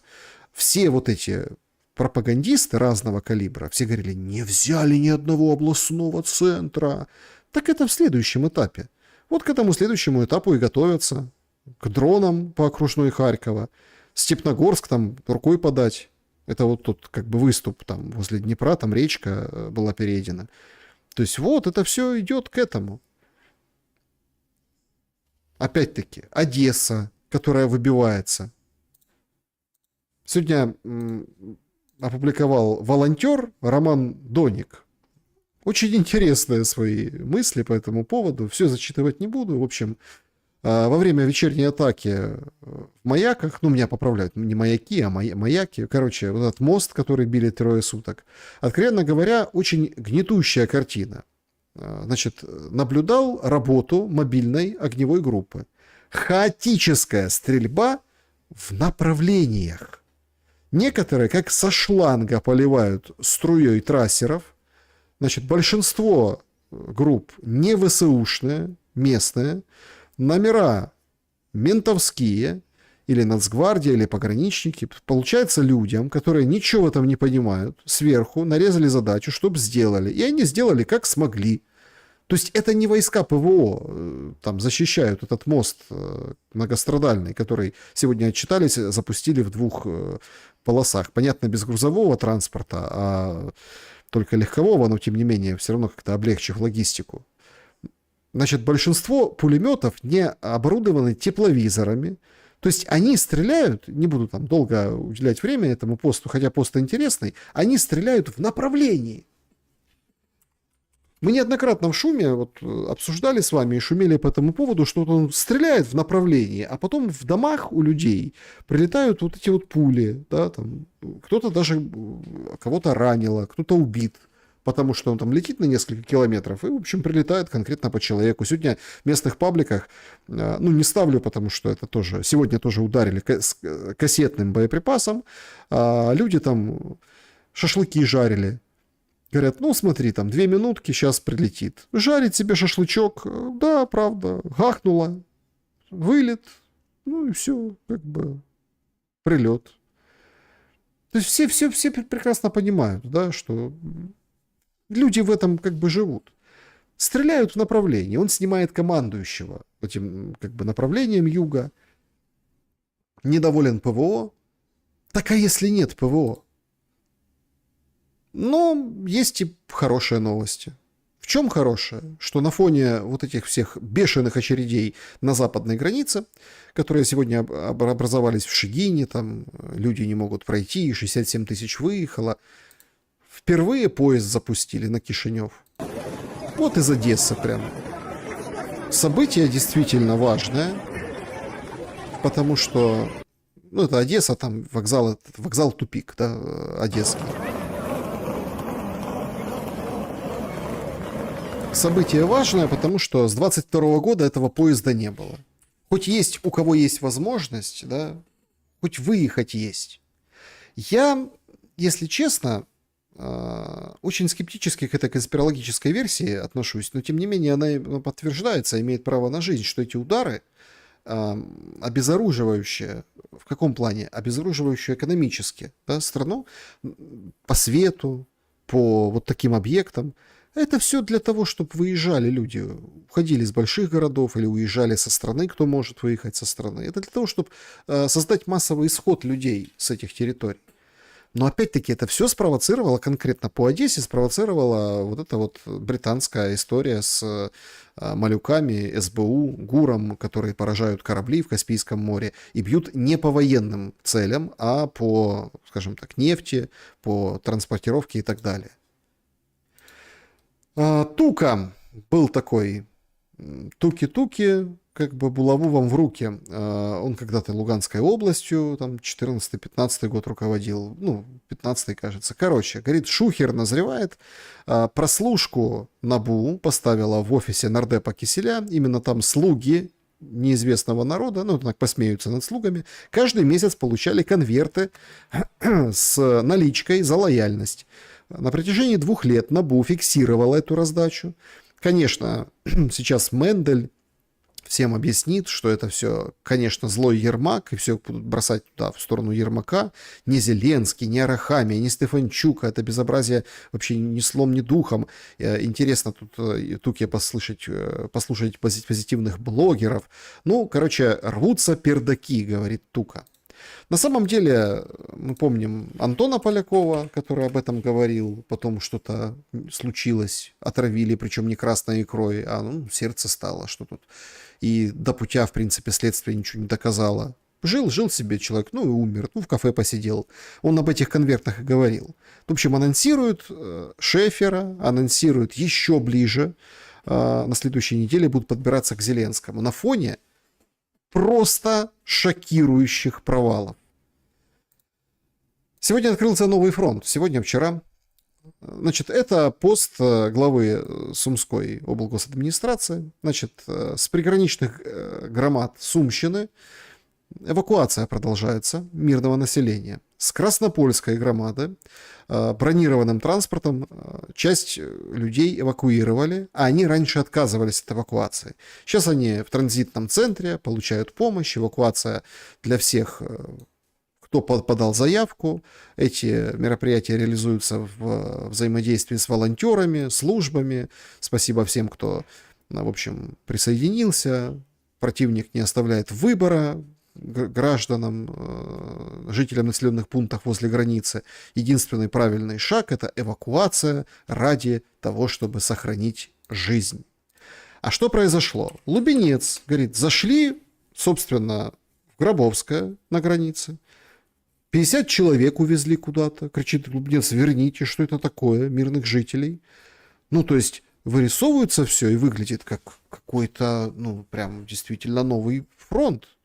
Прям с неожиданной точки зрения. Плюс еще в тех местах в районе Алексеевки, ну, где зашли и там, собственно, заняли определенные позиции российские войска, севернее Сум, ближе к Сумам это.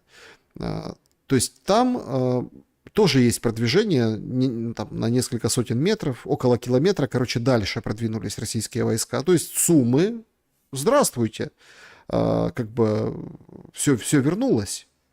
Но если вчитаться в те материалы, которые сегодня, собственно, проходили, есть ряд, ну, таких интересных мыслей. Значит, вот оно, Гробовское, да? Значит, в чем задача? Ну, многие думают, что задача конкретно в самой трассе на Харьков. То есть вот это на Сумы идет дорога, а это на Харьков. И это, причем российские военные телеграм-каналы считают, что это надо перерезать эту трассу, чтобы вот это войска, которые бродят вдоль границы, чтобы им было тяжелее перебрасывать их. Для этого нужно, собственно, в Славгород идти, в Земляное, собственно, или, может быть, по прямой, да, отрезать где-то выше эту трассу, то есть, как бы ты отрезаешь Сумы таким образом. Это трасса Р-45 Сумы-Харьков.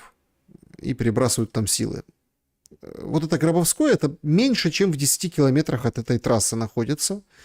И отмечают, что взятие села Высокое, ну, это вот два этих села, Гробовское и Высокое, Украина, конечно, не подтверждала, но Минобороны, в общем, вчера еще об этом говорила. Судя по совокупности сообщений, действительно там начались активные действия. Но как они выглядят? Это, конечно, нечто. Военный паблик украинский, Deep State, который карты рисует, хоть там с опозданием, хоть еще какие-то карты, описывает ситуацию. Говорят, причина прорыва российских войск в этих двух селах в Сумской области – слабая оборона на участке. Группа украинских военных, которая держала эту линию, участок границы, крайне безответственно действовала. В общем, их никто не контролировал, что там у них вообще происходит. Бойцы передавали табельное оружие местным жителям, свободно находились под дронами, игнорировались любые меры безопасности. Deep State говорит, что противник воспользовался этой ситуацией и пишет, что некоторых солдат ВСУ удалось взять в плен, даже без существенного сопротивления. Сейчас село находится в серой зоне, ну, потерю не подтверждают, но, в общем, судя по всему, как бы там находятся российские войска. Конкретно разведка. И российские, собственно, военные паблики, они вот как бы публикуют кадры оттуда, с этого Гробовского. Значит, это, собственно, эти кадры, да? Кадры вот с этой местности. Вообще, конечно, мрак и ужас. Все же как думают? Граница на замке. Граница, вот это вот все. Значит, какие-то мужики, какие-то ханури, военные, не военные, непонятно, без формы, без ничего, ТРОшники, не ТРОшники, вроде как местным передавали оружие, то есть они там, люди, которые не хотели уезжать оттуда, но они остались там с военными. Потрясающий тоже еще один кадр о состоянии вообще, то есть вот эта детская площадка, видите, с этой ракетой преснопамятной. То есть разруха полная, там нечего там делать, только бухать. То есть это российские дроны их снимают. Вот сняли этого товарища. Он, блядь, берет этот самый ружье и начинает стрелять. То есть они под дроном, видите, свободно себя чувствуют. Там у них полянка накрыта, колодец. Берет там с автоматика, тренируются отстреливаться.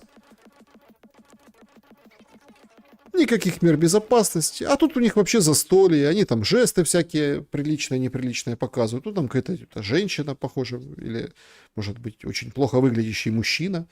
У них вон рыбка режется. Водочка, как говорится, селедочка. Нормально. Ну, вот эти все дела. То есть, почему так себя не ведут? Во-первых, потому что все заброшено. Вот так выглядит, получается, приграничная оборона, понимаете? Какие-то непонятные ханури.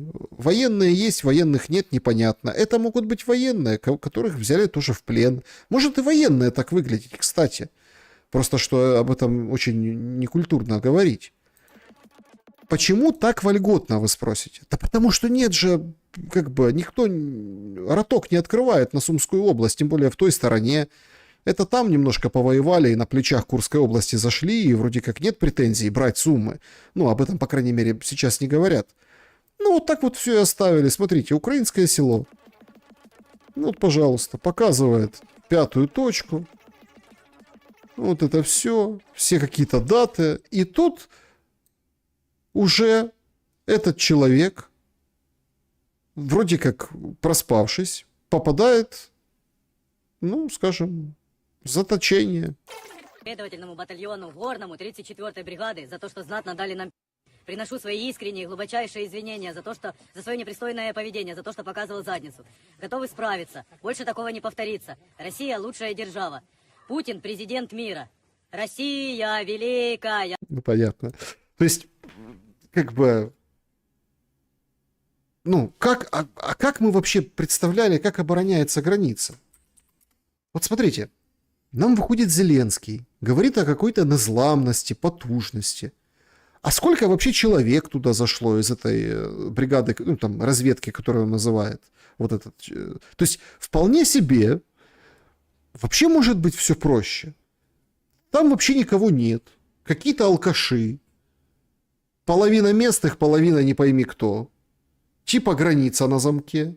Они себя свободно чувствуют, потому что понимают, что туда они не пойдут. Они как бы, ну, в безопасности, туда нет смысла никого. Они просто там показывали. Бухали там, это бухали под дронами. Ну, те решили, плюнули солдатики, решили туда и зайти, и забрать этих товарищей, так сказать, выпороть. Видосик записать, как особо дерзкие, там, гимн России поют, Путина хвалят, извиняются, исправлять. То есть, понимаете, это какой-то... То есть, что мы видим? Да? Мы видим Зеленского, который говорит, мы не отдадим свои территории. Так а вот они территории. Какие-то алкаши и заброшенные здания. Вот так это все выглядит. Вот это вот украинское село приграничье. А где, подожди, где дороги, где эти клумбы? Хотя бы там деньги просходовали как-то. Ничего. И это новый участок фронта, понимаете? А потом за это село будут умирать.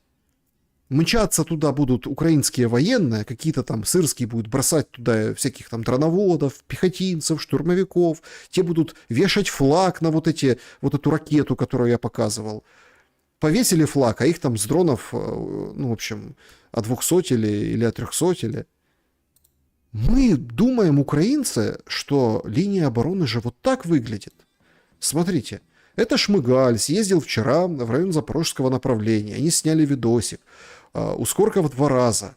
Там, ну, максимально, да, летит. Смотрите, как дрон. Тут тебе рвы. Тут тебе зубы дракона. Тут тебе еще какой-то. Вот, гляньте как. И говорит, везде так. И вот Запорожская, деньги выделили. Смотрите, как освоено. А мне вот интересно, а это такие же будут эти? Вот смотрите, это все просто, я перематываю, очень много. И рвы там, и с водой, и без воды, и, в общем, и речки. Класс. Вот это линия обороны. А кто там будет оборонять? Вот эти вот будут выпивать и в промежутках между третьей и четвертой постреливать из автоматов в дрон, который за ними наблюдает.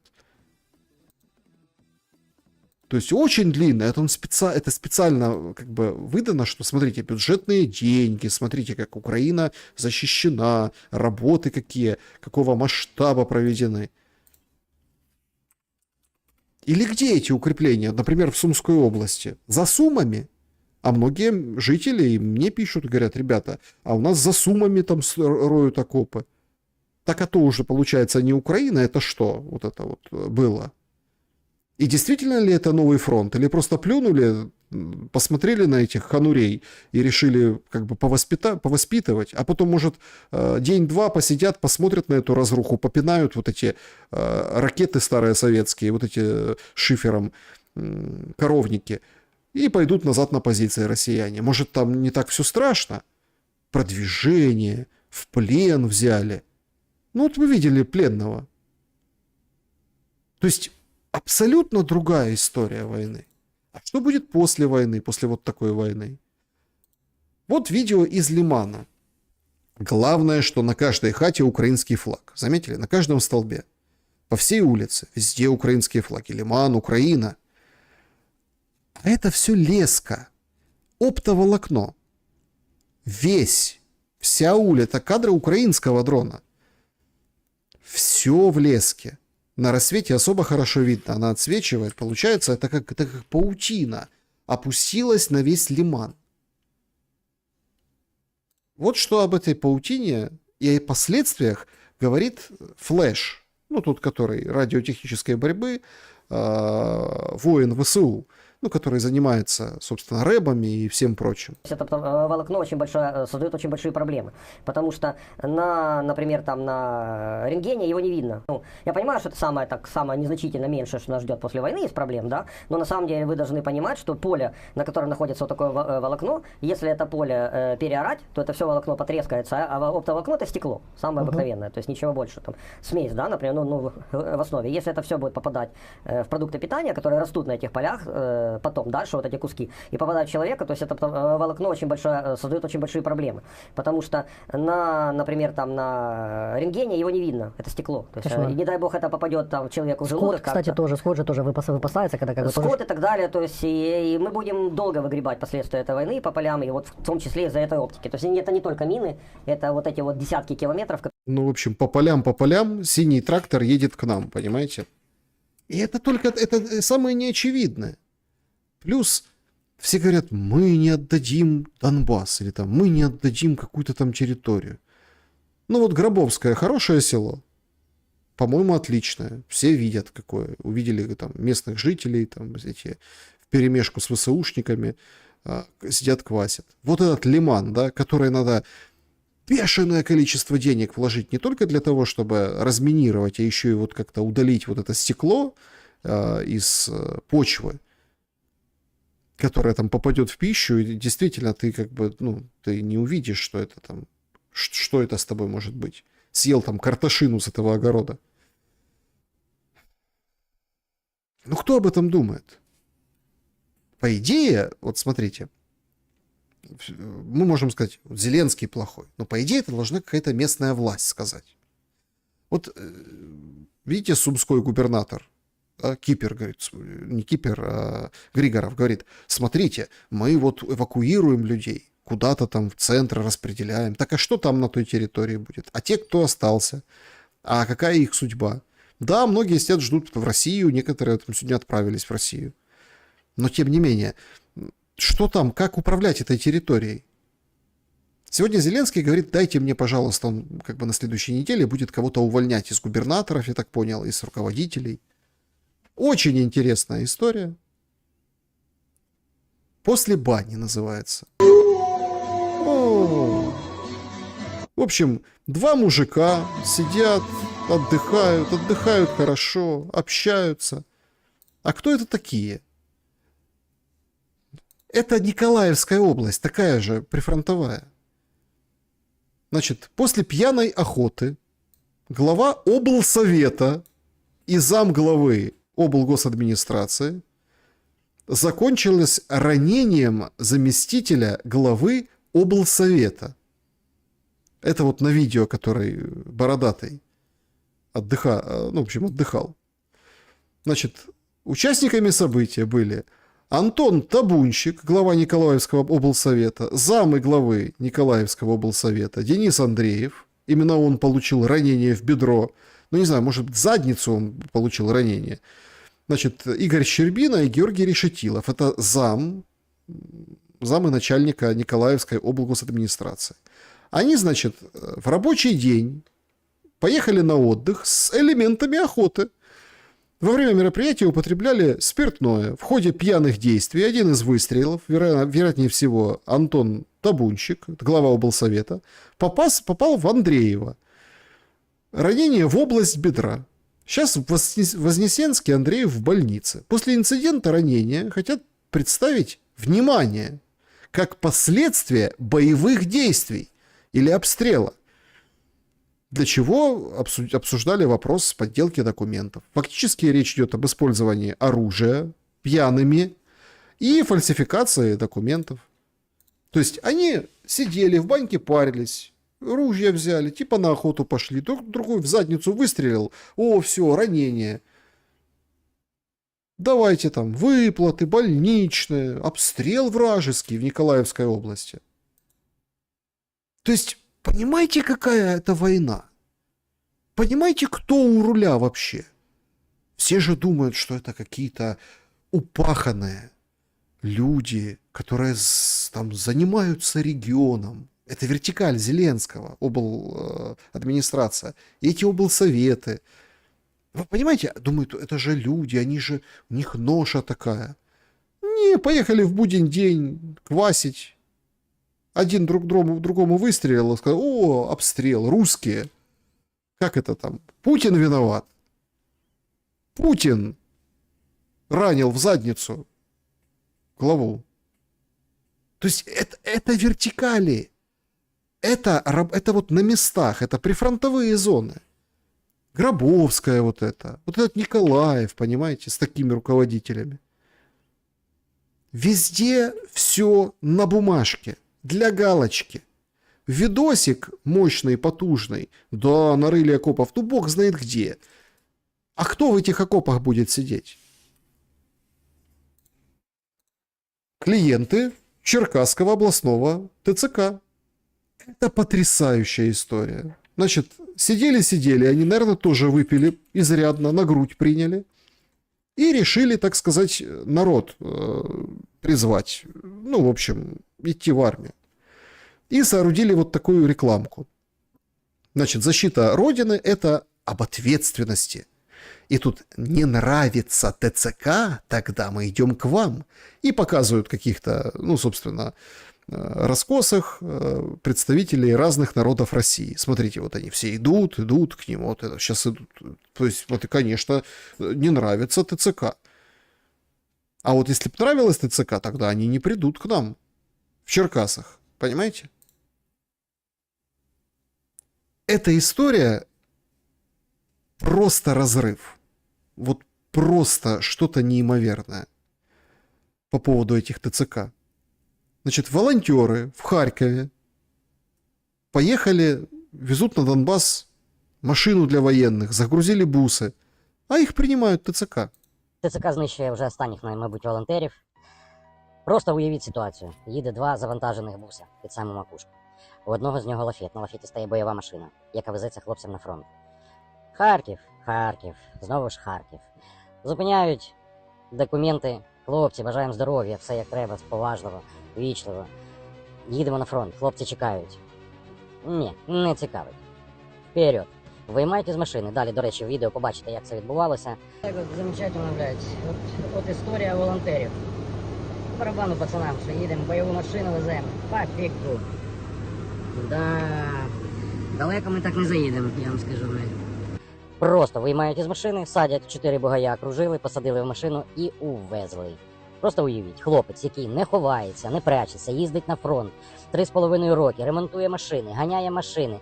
То есть мужик, ну они вдвоем, два буса, один с бус и прицеп, прицеп с машиной, вот тот второй, он ремонтирует, доставляет, деньги собирает. Там же как... Все же думают, скинь 2 гривни, вот эти, скинь 2 гривни. Ну, люди скидывают, например, да, а там набирают же эти пикапы тоже всякий хлам.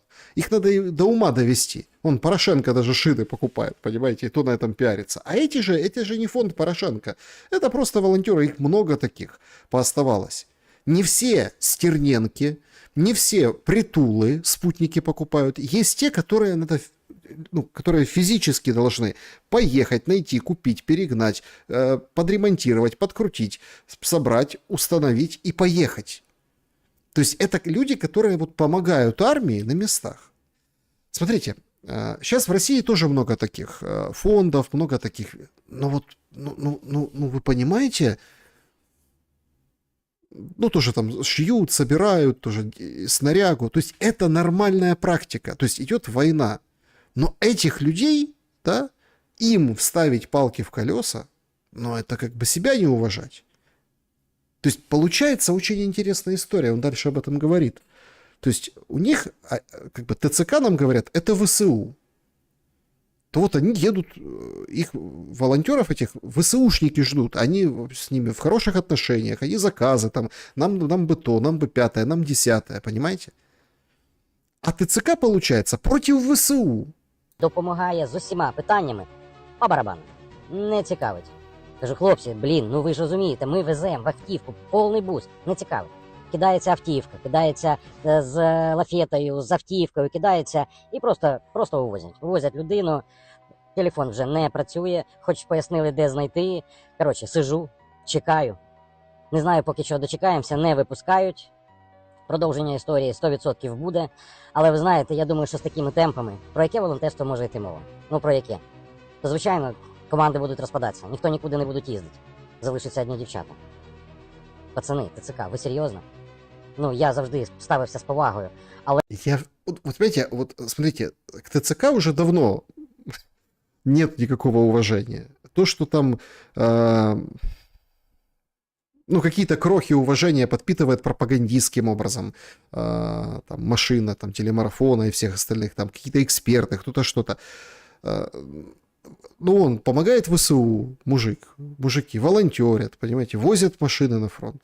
Вот вы обидели, вот это последний вообще, не знаю, там, последний рубеж, последняя, кегля, понимаете, которую надо сбивать уже, понимаете, этого уважения к ТЦК. Можно там рассказывать все, что угодно, но когда вы говорите, да плевать, там дорог не так-то много, она одна. Они могут на этом бусе поехать по одной дороге, и по этой же дороге не возвращаются. Это Харьков, Донецк, Донецкая область. То есть, тормозни его на обратном пути. Ні, неінтересно. Таке зневажливе ставлення до волонтерів, які їдуть на фронт. І це зрозуміло, що вони їдуть на фронт. Це вже Харків, їдемо на Донбас. Що ж воно відбувається? Що воно далі буде? Думаю, скоро і волонтерство закінчиться.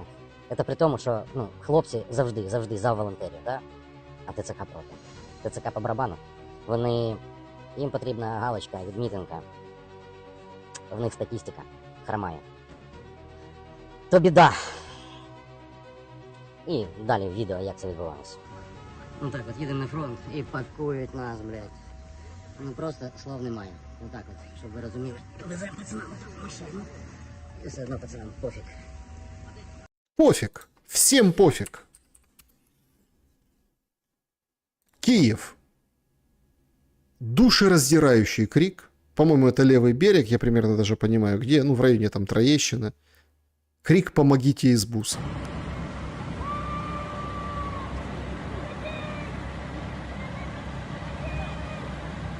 Стоит женщина, смотрит это все, как мужик кричит.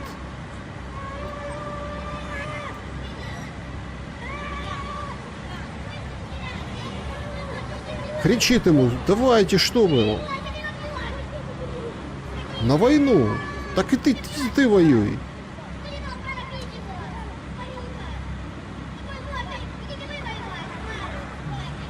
И все, а что она сделает? Высказала все, что думает. Вот так вот. отношение понятное. Причем все чаще военные, которые находятся в тылах, пора, кто в Увале, кто... Они тоже уже, скажем так, вступаются на сторону тех, кого тянут, и, в общем, в конфликт вступают с ТЦК. Днепр.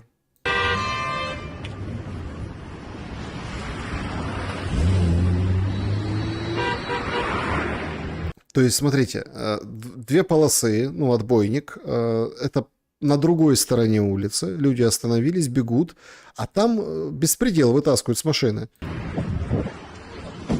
Прямо на дороге.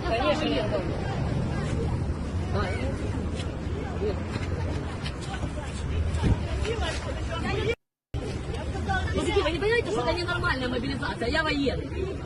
То есть он ему говорит, вы понимаете, что... Не... Смотрите, все по-русски. Где там-то украинская мова, где там эти все назламы? Вот он военный, вот, смотрите, мне говорят, и тоже я показывал в шуме этих отмороженных, отбитых, говорят, украинский военный не может говорить по-русски. Вот он говорит, я, говорит, военный. Это ненормальная мобилизация. Это Днепр. Он ему говорит по-русски. Ну, тут даже не в том, какой язык. Он говорит, я военный, но это нереально. Они сейчас посреди дороги там устроили там махач, там женщины, все в общем, орут, визжат, кричат, этого крутят. Это ненормальная мобилизация, как мобилизировать людей? Ну и, в общем, смотрите, этого как бы человека оттянули туда к отбойнику, и второй парень перепрыгивает назад. Он сначала как бы туда, а теперь перепрыгивает назад. Ну и, собственно, отбивает молодого человека. Яша, пожалуйста. Яша. Яша, кстати, молодец, очень профессионально, резко, скажем так, схватил его за голову, оттащил и, в общем, дал возможность убежать жертве. Побежала жертва.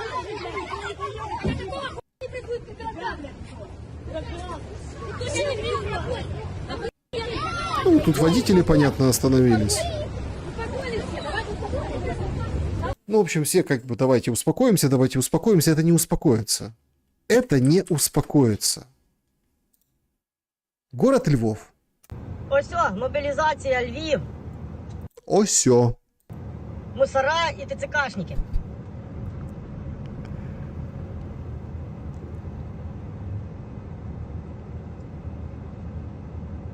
А тоже дальнобойщик, потому что снимает, ну, вы поняли, то есть выше, ну, машина грузовая. Диви, що мент робить, блядь. Диви, блядь.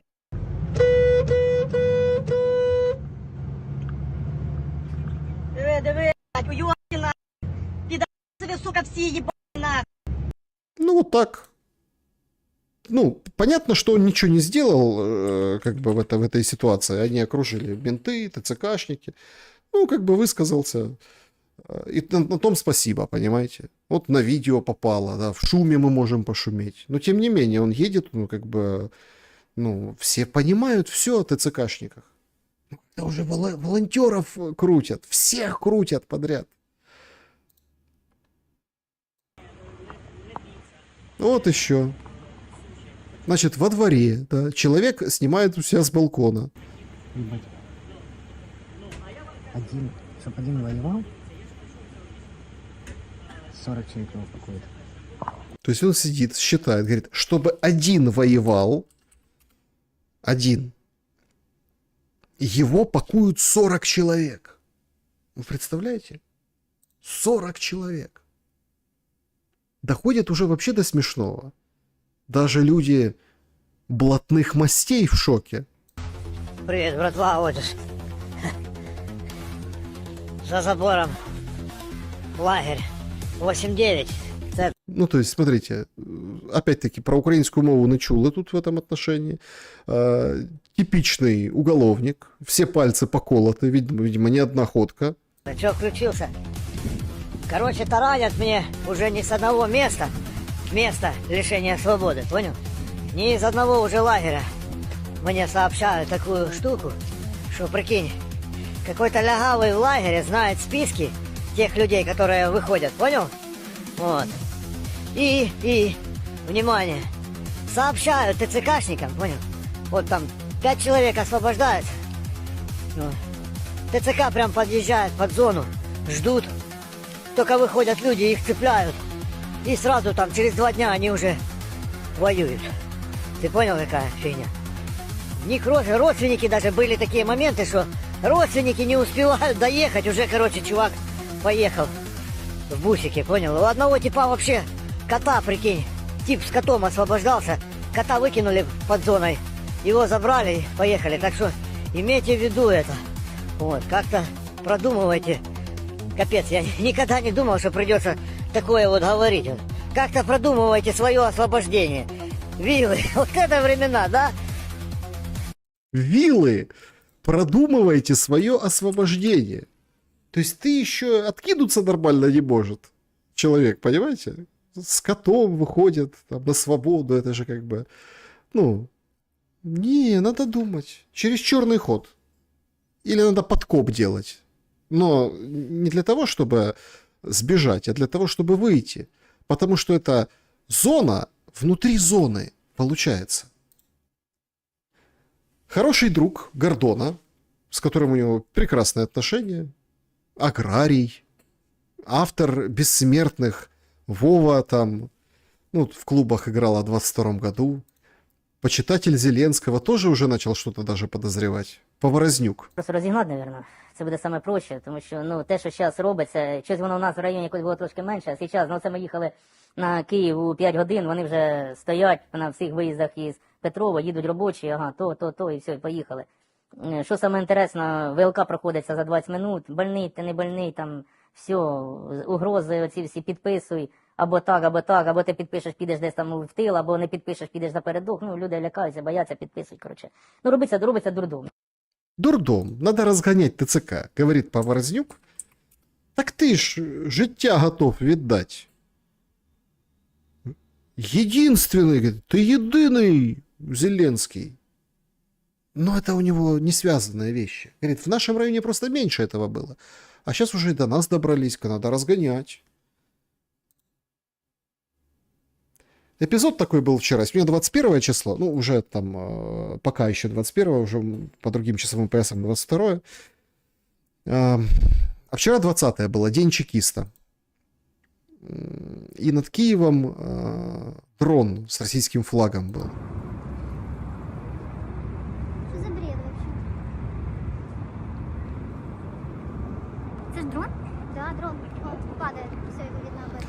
Ну, там объяснили, что 4,5 минуты, где-то он пролетел около километра, его сразу рэбом задавили, в общем, таким макаром. Потом говорят, это спецслужбы, это типа ФСБ, СБУ, в общем, приветы передают и так далее. Но вы знаете, с таким как бы отношением к народу, да, с тем, как это все выглядит, с тем, сколько людей, ну, люди могут быть и не в таком уж сильном шоке. Я уже рассказывал эту историю, вот вы же помните, летом тоже мы показывали, или там в телеграм-канале точно там был, я делился, женщины там напились в Киевской области и включили «Матушка Земля», вот это все, там пьяные, и с ним к ним приехала полиция. За то, что ты включил громко русскую песню, ничего с тобой как бы сделать по закону нельзя, но выписать штраф можно какой-то. И мы выписывали штраф. Это как протест, понимаете? Эти символы, это как протест воспринимается. Протест против вот этого.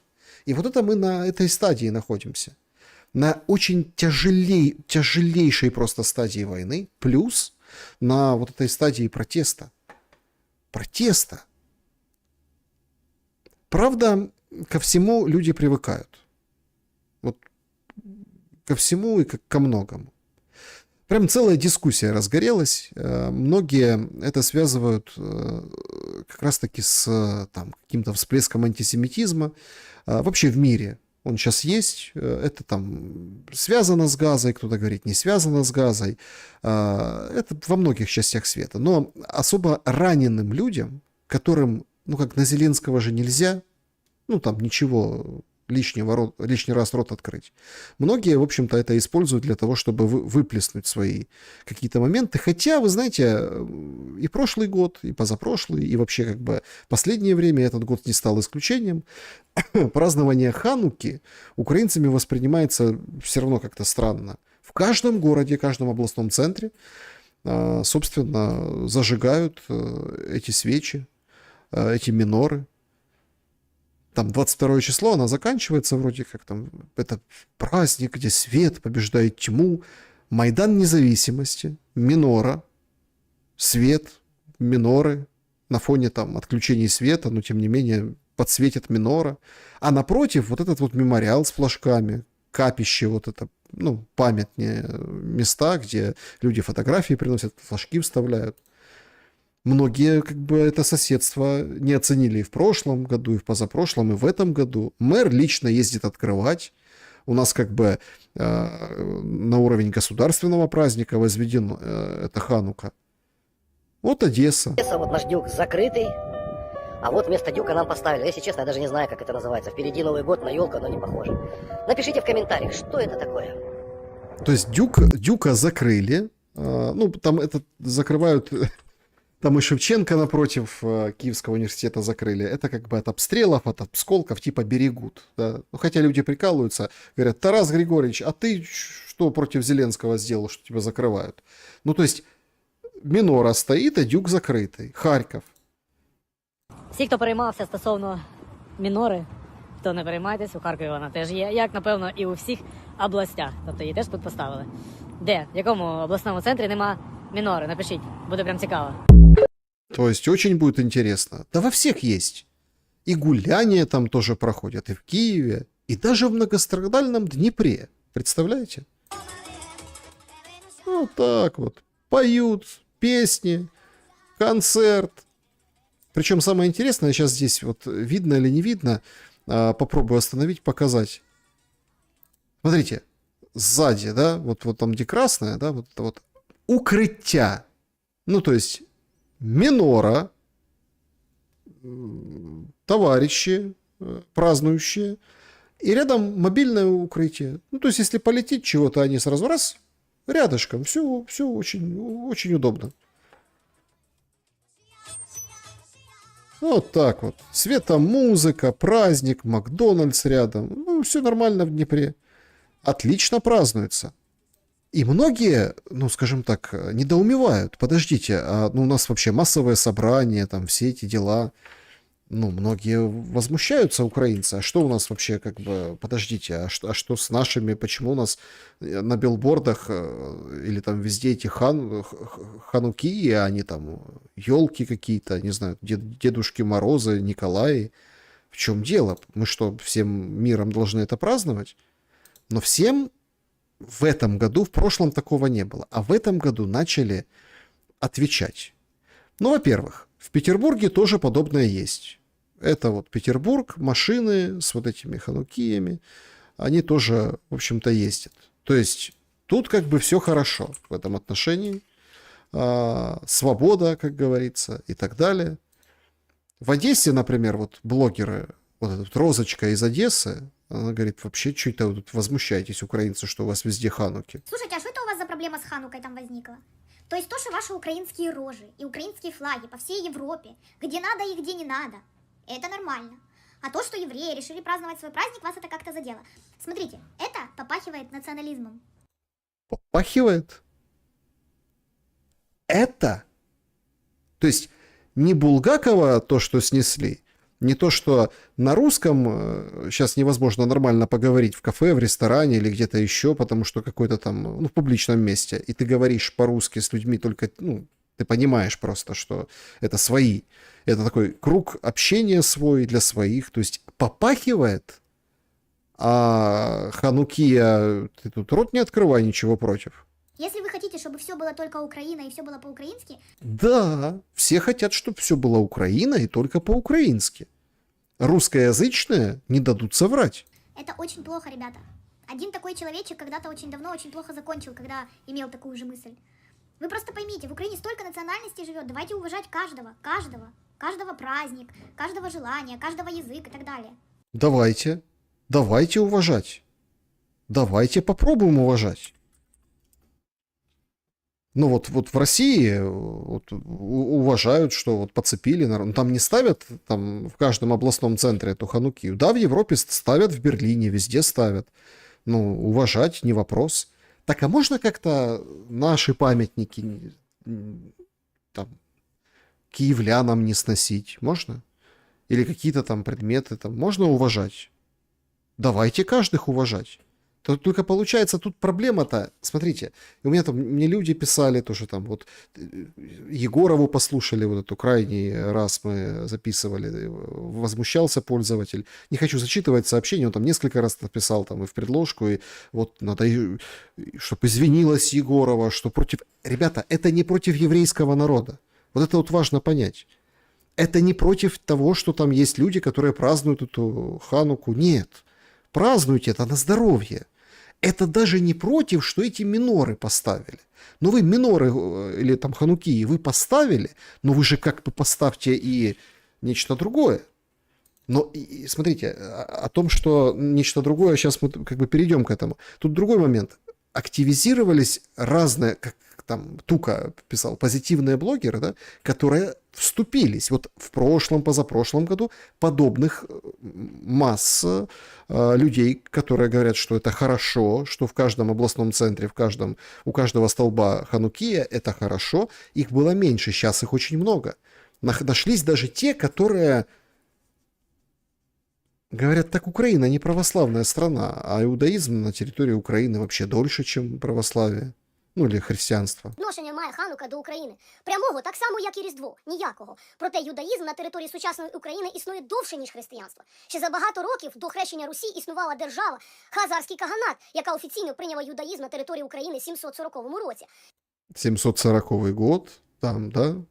988 крестили, то есть понятно, это старшая религия, то есть... І чомусь ніхто не підіймає хайп з запитанням, а чому у нас в кожному селі християнські хрести, якщо Україна не має ніякого відношення до християнства. Бо ми з вами розуміємо, що історія України багатошарова і багатонаціональна.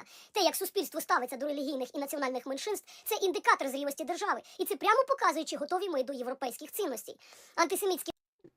Европейские ценности. Ну, из Хартии можно русский язык выкинуть. А тут говорят антисемитизм. Ну, там правда, то есть люди, они возмущаются, есть люди, я не хочу там, чтобы не оскорблять там чувства верующих, называют там предметом садового инструмента саму эту минору, говорят, что, ребята, ну, на елку вообще не... При чем здесь? Мы вообще... Зачем нам это? То есть вы у нас убиваете православие, вы мощи вытащили из вот этих раки, да, ну рак, да, Киево-Печерской лавры, отправили куда-то на экспертизу, там достаточно Илья Муромец, украинец, а это сидит, встегивает о том, что хазарский каганат был иудаизм дольше, то есть и вообще нас в Європейський Союз не возьмут, если мы так праздновать Хануку не будем. Наративи щодо України не нові. Вони почали активно поширюватися ще понад 100 років тому. Нашого Симона Петлюру, голову директорії УНР, людину, за часів якої друкувалися українські карбованці на українській мові та на ідиші, намагалися на міжнародному рівні виставити антисемітом більшовики. Кого-то мне это напоминает. Нет вообще нацизма, национализма в стране, где президент еврей. Помните это выражение? А тут вот наш Симон Петлюра, Петлюра наш. Он вообще деньги печатал на идише и на наш. І це лише показує, як працює пропаганда і як легко спотворюється правда. Мою родину, особисто моїх дітей, вивіз з окупованої Бучі головний раввін України Моше Рувен Асман. Він сплачував автобуси часом до $12 000 за кожен і вивозив людей без будь-якого поділу за національністю, релігією чи за походженням. І я кажу це як людина без жодної каплі єврейської крові. Чому жоден з українських чиновників не вивозив людей з-під обстрілів за власні кошти з окупації, а Подождите. Нет, это, конечно, что у тебя нет иудейской крови, это все хорошо. Раввин вывозил, честь и хвала, ну, 22-й год, да, хорошо, платил $12 000. Ну, вообще, конечно, для еврея это, конечно, ну, это так, шутка такая, 12 000. Нет, подождите, так никто не вывозил, получается, из украинских... А подождите, а раввин это чиновник? Или, подожди, украинца не вывозили из Бучи, там, из других территорий? Нет, это, по-моему, какой-то перегиб и манипуляция. Спасались все, кто мог.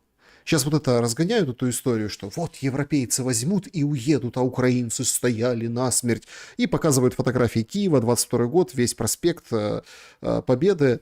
по-моему, переименовали уже, да?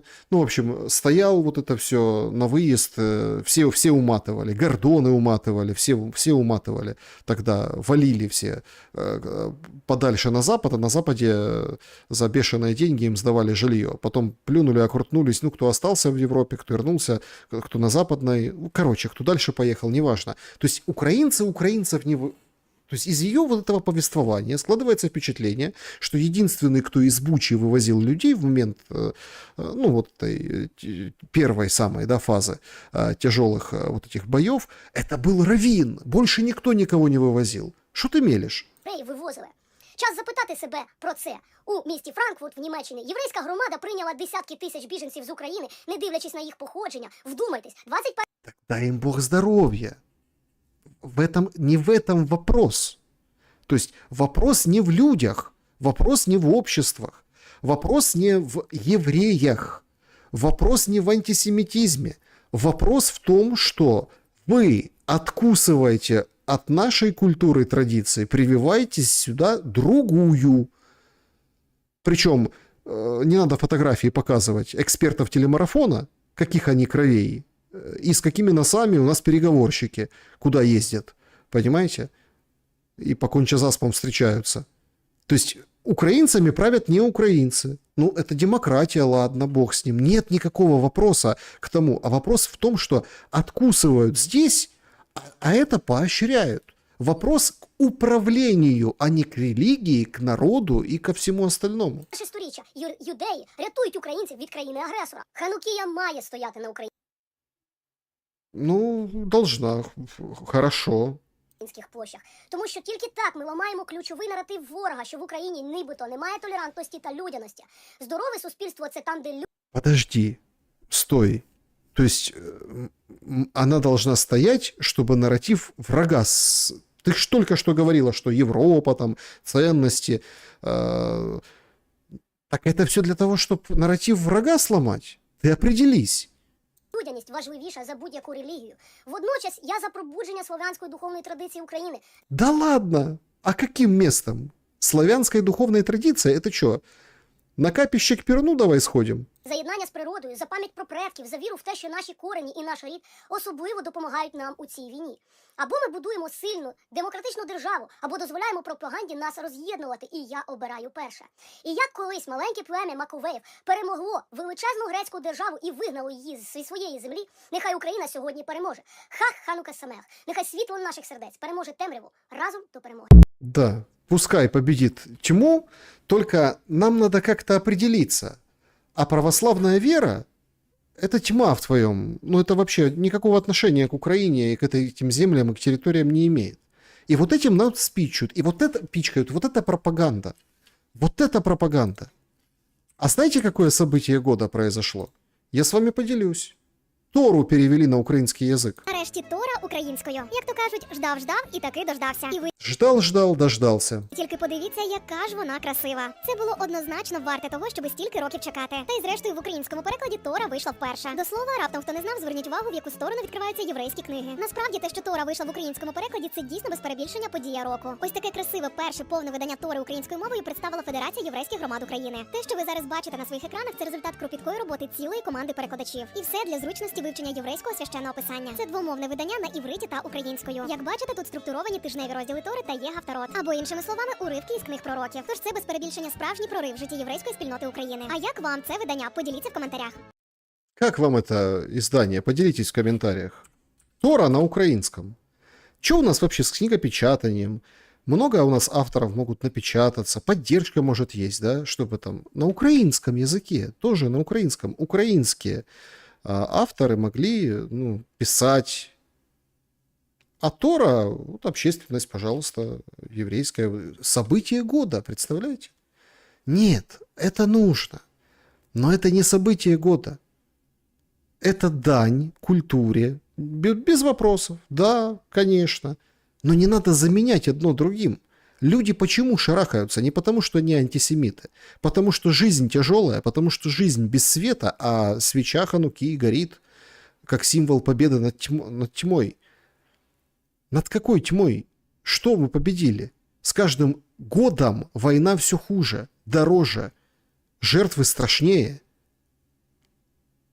Но как-то не...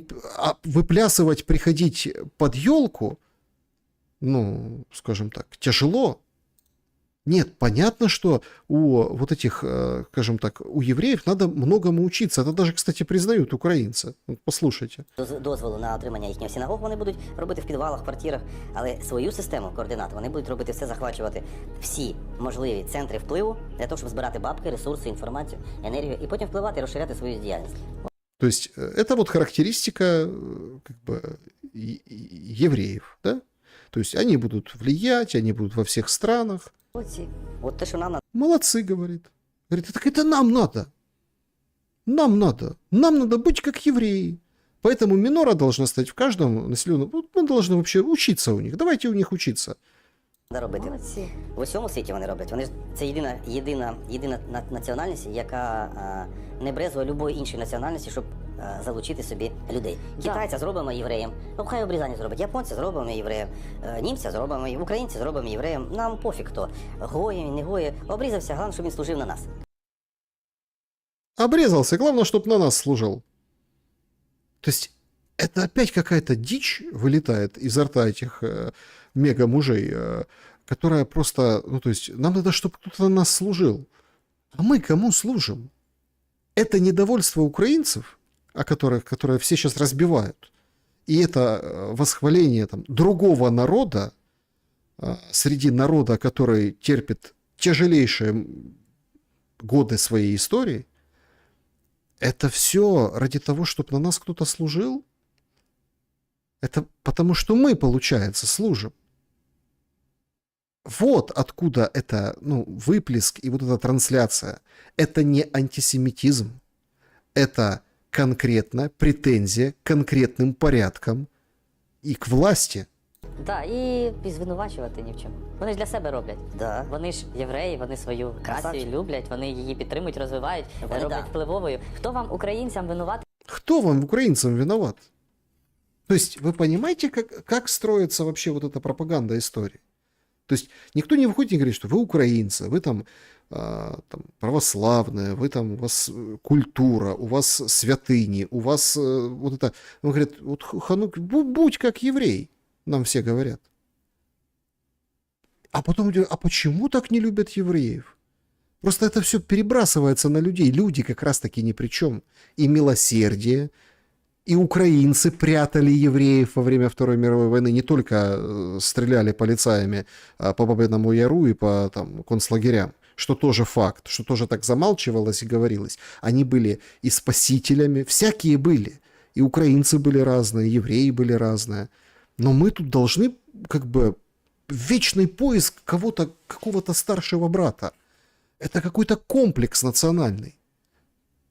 То есть русские... Ох, мы постоянно под пятой русских были, давайте в Европу. Нет, давайте евреи, пускай с них будем. Украина, Новый Израиль в военном смысле. Вы же это все слышали тоже.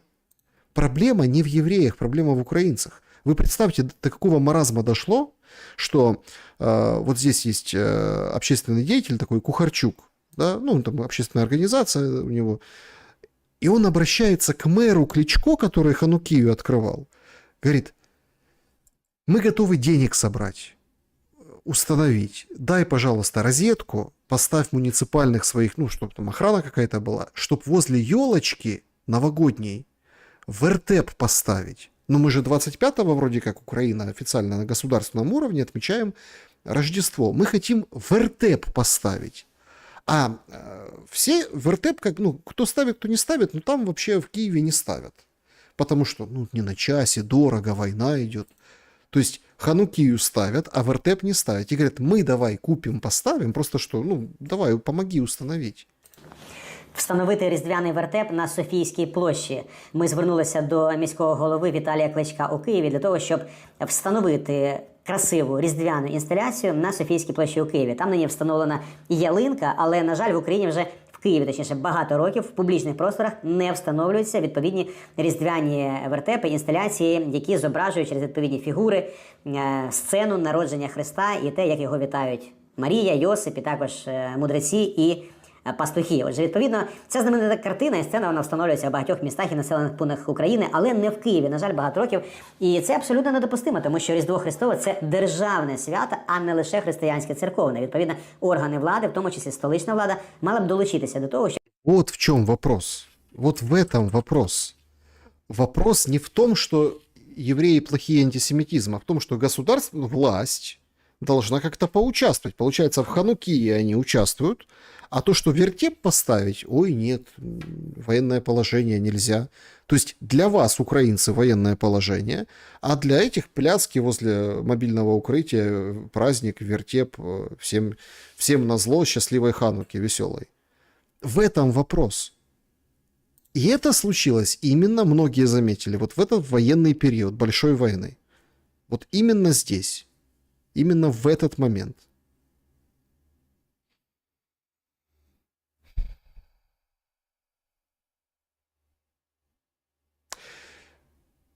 Но по поводу Зеленского, как бы это при нем-то и случилось.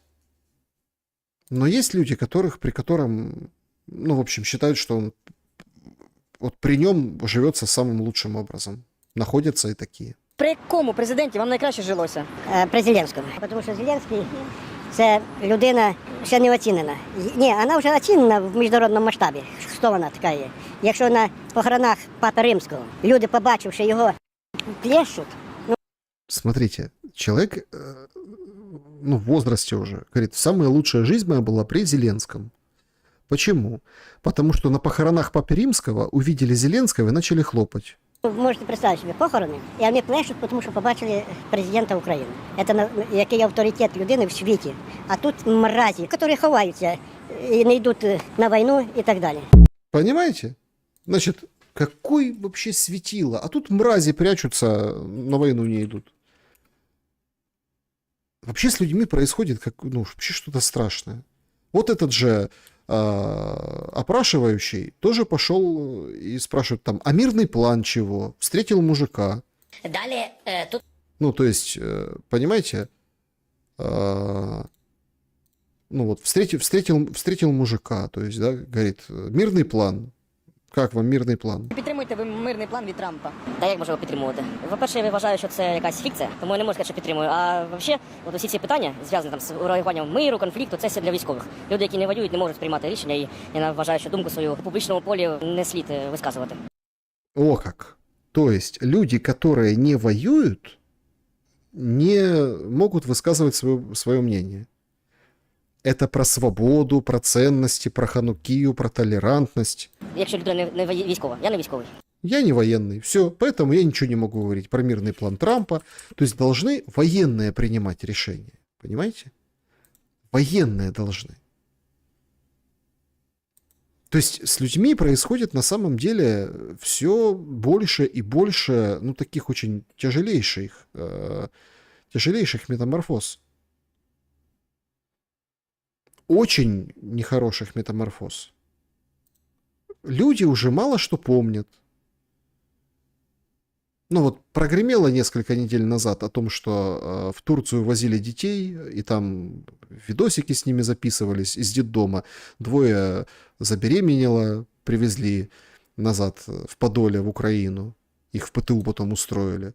Ничего, нормально. Детство без войны. Этот фонд. Руководитель получил, собственно, орден за заслуги. Это все под патронажем Зеленской. Сама Зеленская вышла, сказала, ой, журналисты такое расследовали, я обращаюсь в прокуратуру, будем разбираться. Но фонд продолжает работать, все у них хорошо. Вот, пожалуйста, певица популярная Ольга Полякова за 1399 гривен куклу продают.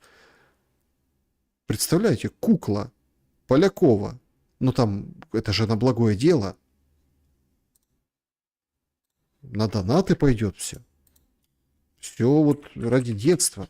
Люди разучились задавать вопросы. Они говорят, этот вопрос пускай военные решают. Этот вопрос, это не, это вот Зеленская сейчас разбирается, в прокуратуру подает. У Гончаренко центра тоже вот этот в Одессе есть этот Ну, тоже опросы вот такие, да, они там встречают людей на улице и так далее. Вот встретили паренька. Вчителем. Яка у вас зарплата? Я навчаю в приватній музичній школі 8 тисяч на Ну, це місяць. нічтожно, це ж, понимаем, да, що таке 8 тисяч? То есть это ничтожно. Говорит, у меня 8 тысяч зарплата. Говорит, ну, это ничтожно, мы же понимаем. Посмотрите на его выражение лица. А рядом же девочка какая-то стоит, ну, видимо, подружка его, ну, или родственница, ну, наверное, подружка. Я маю задоволення від життя навіть на цю суму. Як ви виживаєте на 8 тисяч? Магазин Копійка, у них є власне виробництво, там дуже такі приємні ціни, тому що на крупах дуже добре жити. Ну, тобто я з цим задоволений, тобто так, Де такий оптимізм брати? спробувати його відчувати у базових речах, наприклад, як їжа. Смачна їжа дуже покращує настрій, і якщо правильно вміти готувати, то навіть з найдешевших продуктів можна зробити те, що смачно приготувати м'ясо в маринаді, тобто один раз купити меду, купити трохи гірчиці, спеції, які коштують там буквально копійки. Дякую, дуже гарного дня, бережіть. То есть, понимаете, она ему желает зарплату 80 тысяч гривен. То есть, а это люди. А правда, а что он может решить? У него зарплата 8 тысяч гривен. Он себе там думает, какую крупу приготовить, как там мед купить, насколько его протянуть, какие-то специи, как правильно там одному. Ну, это должны военные решать, а это вот так, да? Вот так. А некоторые включаются и продолжают играть вот в это все, понимаете? Вот играть. У жителей Днепра расспросили, как они относятся к тому, что копейка теперь будет шагом. Звичайно, знаю і дуже гарно до цього відношусь. Дуже гарно. Чому? Тому що подалі від Росії. Подальше от России. Я отношусь хорошо в Днепре к этому. Подалі. Копійки, воно навіть українською мовою звучить негарно. Шаги дуже добре. Я думаю, що нас особливо ніхто питати не буде. Як вони вирішать, так і буде. Ну, буду збирати значно нові шаги. Я колекціоную нові монети, тому буду збирати і шаги. Вони ж, мабуть, змінять і дизайн. Я думаю, що тут немає великого значення, як це буде називатися. Для мене найголовніше, щоб наша гривня, яка складається з копійок чи із шагів, це вже не важливо. Щоб вона була більш стабільною. Какая разница? Это же, наши, мы к ней привыкли ко всему. Так что, я и против, в принципе, ничего не имею. Ну, чтобы изменяли, как-то и желания нету. Это как-то, переобуться, считай, на другое это. Если бы, конечно, евро, цент был, это вже другое діло. Ви знаєте, зараз стільки всього перейменовується, що якщо це якось нас поверне до нашої ідентичності, то я не проти. Хоча насправді я вперше почула таке слово. О, якщо чесно, я навіть не чула цю новину. Ну, я не знаю, чи варто це робити, якщо чесно. Ну, повернути назву може і варто, хоча всі звикли просто. Мені здається, це просто справа звички. Там з Російської імперії пішов, так, я читав за це. Ну, в принципі, чому б і ні? Я думаю, повернення до коріння – це завжди цікаво. Ну, це правильно, я б так сказав. Я думаю, що повинно дуже плавно це переходити, тому що, звісно, на це буде виділений дуже великий бюджет, копійок дуже багато. Ну, то есть, понимаете вы, да, что в чем соль? Это как бы возвращение. К чему возвращение, никто не объясняет. Какие шаги? Ну, какие шаги? Речи Посполитой? Ну, какие шаги? Да, там обосновали вот это все. То есть, ну это какое-то просто издевательство над людьми. А люди говорят, они видят это все, говорят, ну да, ну почему и нет. Некоторые боятся что-то возмущаться, некоторые говорят, да не, нам по-старому нравилось. Люди, получающие 8 тысяч гривен, которых даже это работница Гончаренко-центра говорит, ой, ну это ничтожно вообще. То есть они тебя еще унижают. Он сидит и защищает свои 8 тысяч гривен. Понимаете? Теперь это будет у него сколько этих там шагов, да? 800 тысяч, да, шагов. А, нет, не 800. Ну да, 800 тысяч. 800 тысяч шагов будет, представляете? С людьми происходит катастрофа. Это надо останавливать войну надо не для того, чтобы там кто-то победил, там кто-то сказал капитуляция, кто-то сказал победа. Для людей, чтобы они не деградировали, надо останавливать войну. Это самая главная причина. Вот еще одна одесситка рассказывает, говорит, я вообще не понимаю, что происходит вообще с украинцами. Слушайте, а что вообще, блядь, происходит? У меня ощущение, что я живу в каком-то сюрреализме. И у кого-то биполярка либо у меня, либо у всего мира. С одной стороны, на меня из ТикТока смотрят красивые люди с горящими глазами, которые рассказывают о своих достижениях, делятся своими умными мыслями. А потом я выхожу на улицу и попадаю в кунсткамеру. где люди с потухшими глазами, осунувшимися лицами пытаются свести концы с концами. Хуже всего то, что я практически не вижу на улицах людей в возрасте 25-50 лет. Молодые, да, совсем молодые. Пожилого возраста тоже, да, пенсионеров безумно много. А среднего практически нет. И вот у меня вопрос, это мне так повезло, и я живу в таком районе? Или просто с населением Украины настолько беда? Настолько беда. Вот понимаете, настолько беда. С населением и что в головах у людей. То есть люди просто делятся, подождите, в ТикТоке все такие, смотрите, какие все потужные. Выходишь на улицу, смотришь по сторонам, думаешь, елки-палки, депрессняк какой-то. Другой пользователь записал вообще душещипательную историю, которая многое тоже объясняет. Приветики, люди. Обычные продукты, вы поняли? Вроде, на первый взгляд. Ну, какой у них глобальный, серьезный смысл? Значит, смотрите, смысл продуктов и путь, который прошли продукты. Военный с войны просто передал своим родственникам продукты. Говорит, у меня чуть-чуть понасобиралось, и им передал он продукты, поняли? Это... То есть военный, говорит, ну там пайки там дают, там волонтеры что-то привозят, да? И он домой передал продукты, гостинцы от зайчика, семье. Не какие-то там краденые, не какие-то. Просто человек насобирал себе со своих продуктов и передал родственникам. А родственники говорят, Игорёня, возьми себе чуть-чуть, у тебя мамка больная, бабок ни хера нема, возьми себе. И я вот это себе взял, поняли? Мне дали. А я, чтобы вы понимали, отсюда взял банку сгущенки, и это все понесу через 2 хаты к переселенцам, поняли?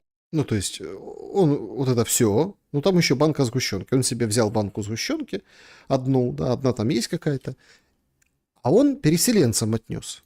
Там хата у них развалила, и 3 маленьких деток. Пускай они там сладенького поедят, а мамка кашу с тушенкой сварит. К чему? Какой глобальный смысл с этих продуктов, да? И какой они путь прошли вообще, и как они достались? Ну, каждый из нас готов ними поделиться. Вот обидно, что вот эти, которые нами руководят, которые живут с наших денег, с наших налогов и с наших продуктов, они думают по-другому. За какие-то унитазы, за какую-то херь, но только чтобы не делиться от себя чем-то. Если бы каждый из нас так думал, каждый из нас был готов от себя что-то поделиться чем-то с другим, было бы намного лучше, скажите? Вот, понимаете, в чем дело? То есть вопрос же не в том много, мало, а поделиться. Вот в 22 году все делились всем. Ну, там, все собирались, там, все как-то, все помогали друг другу. А в 2014 году все делились всем. Когда там была вот эта АТО, да, когда была эта война, все сбивались до кучи, готовили на кострах еду. Сейчас тоже это как бы практикуется, потому что света нет. И все друг друга поддерживали. Продукты проходят какой путь? Волонтеры сгребают, отправляют на фронт. На фронте чего-то остается в изобилии, солдат отдает семье. Семья отдает Игорёне, которого денег нет, Игорёня берет и отдает еще кому-то хуже. И это все вот так вот вращается. А у нас вот Шак, у нас вот Зеленский. Вообще, вот эта история с этим круговоротом продуктов, она же про круговорот добра, который абсолютно, ну, то есть абсолютно от слова никак не отстреливает последнее время, и в этом становится большая проблема. Вот история патронажной службы Елены Толкачевой. Значит, 20-летний солдат пошел на войну в 18. В районе Изюмского, в Харьковской области, потерял конечности. Таких принято называть самовар. Это высокие ампутации, он идейный, держится, то есть психологически как бы все равно он понимает, что с ним произошло, но тем не менее. Значит, медицинский куратор отправляется в Приватбанк, чтобы ему карточку восстановить. На ней должны деньги, там, выплаты государственные. Телефон с карточкой, понятно, в бою потерял. Менеджер в отделении, проспект Берестейский, 27А, достает карточку и говорит: возьмите ее в руки и подержите возле лица для фотографии. У человека рук нет. Рук нет. Нет карты. Держать карту другому человеку нельзя. Единственная альтернатива — оформить доверенность, выдать карточку на имя медицинского куратора. Вдумайтесь, человек, который потерял на войне руки и ноги, не может получить свои деньги, потому что нет рук. Очень стыдно было кому-то. Искали решение, проявили человечность. Нет, пишет Елена Толкачева. Процедуры важнее, чем человек. который за них воевал, раненый решил ждать протеза без денег, которые государство ему должна. Ну, мы это так не оставим, она пишет: государство, банки, бюрократия, в общем, просит репост. Там вроде как сообщили потом, что быстро-быстро пытались как-то это все дело как-то разрешить, но это вот тоже ведь про человечность, понимаете? Про человечность и бюрократию. Или вот то же самое. Потрясающая история. Такая, знаете, нечто похожее. Теперь Ощадбанк. Я военнослужащий с ампутациями. Тот самый. Не по ДТП, не по экстриму, не TikTok челлендж. Конечности я оставил на войне. Завтра, ну то есть там сейчас в реабилитации в Америке. Плачу за все собственными деньгами, на минуточку. Они лежат на моем счете в Ощадбанке. Банк лимит на операции поставил. 2 дня пытается решить это через поддержку. Гениальный ответ. Государственный сервис 2025 года. Вы можете решить вопросы в отделении банка в Украине. То есть по версии Ощадбанка я должен прервать реабилитацию, найти деньги на билет через океан, прилететь в Украину с одной ногой, дойти до отделения, тогда получу свои деньги. Напомню, 25-й год, видеоверификация существует, электронная подпись. Похоже, в Ощадбанке до сих пор верят, что если у человека проблема, пускай прилетит. Публично попросил снять лимит. Ну, там попозже вроде как эту проблему тоже решили, но, как говорится, проблему решили, а осадочек остался. То есть вот в каком мире вот мы живем. А Зеленский тем временем и на вот этих тоже, и на тех, кто после войны денег просит. Вот ж как видит будущее после войны українських воєнних Зеленський. Далі тут важливий момент, на що ми можемо розраховувати, тому що це вже спрацювало. Це наша армія. Смотрите, опять, это нарратив, который прослеживается, я повторяю его, многие просто не усекли. Он уже переступил через украинский народ. Он уже переступил через украинскую армию. Смотрите, украинская армия — это то, что отработало, сработало. І ми говоримо, що це для нас гарантія безпеки. Армія спрацювала.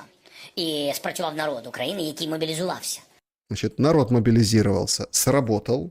Армия сработала. Розраховувати на те, що буде те саме, неправильно.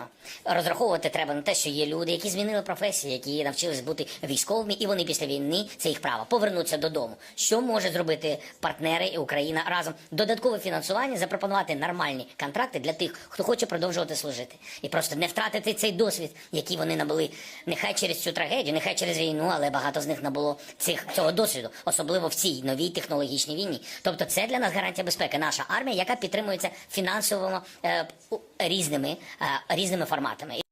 То есть, даже если мы сейчас закончим войну, даже если нагнут, все равно дайте денег. Дайте денег все, а то мы потеряем таких людей с таким опытом. Армия-то сработала. Люди контракты должны иметь. Дайте денег.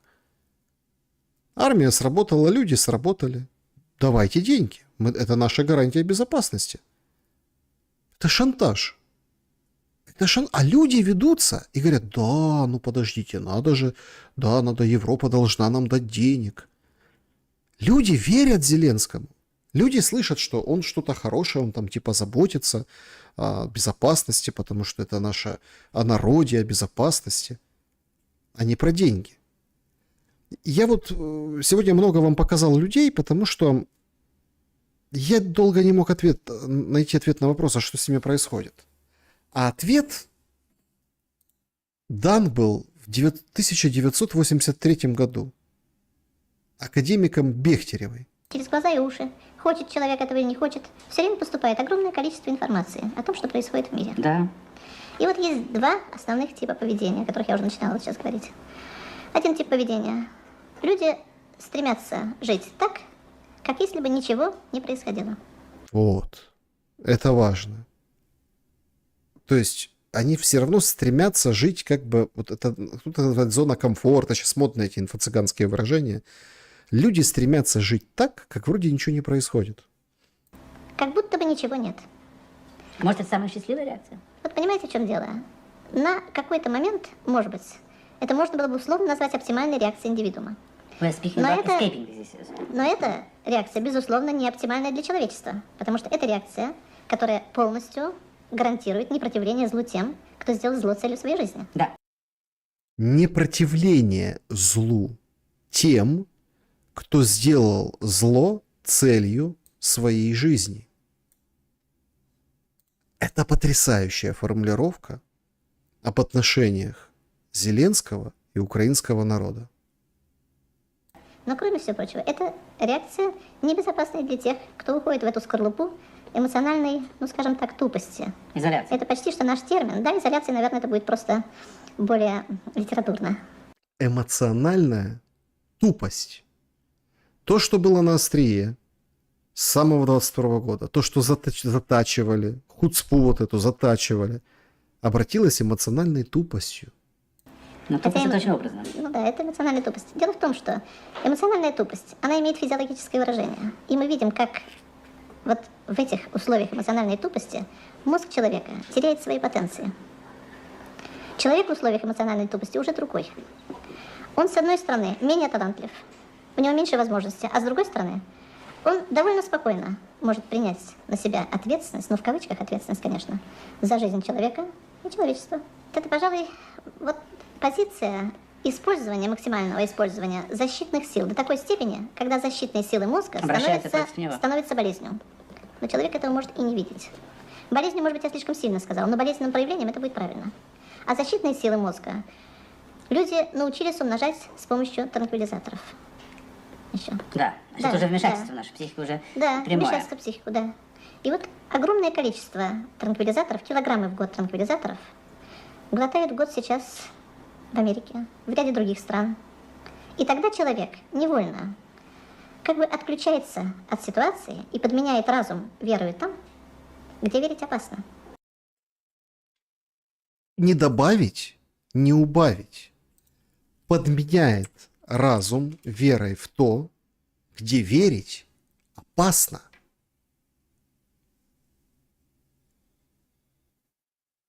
Вот такой шум, друзья, сегодня.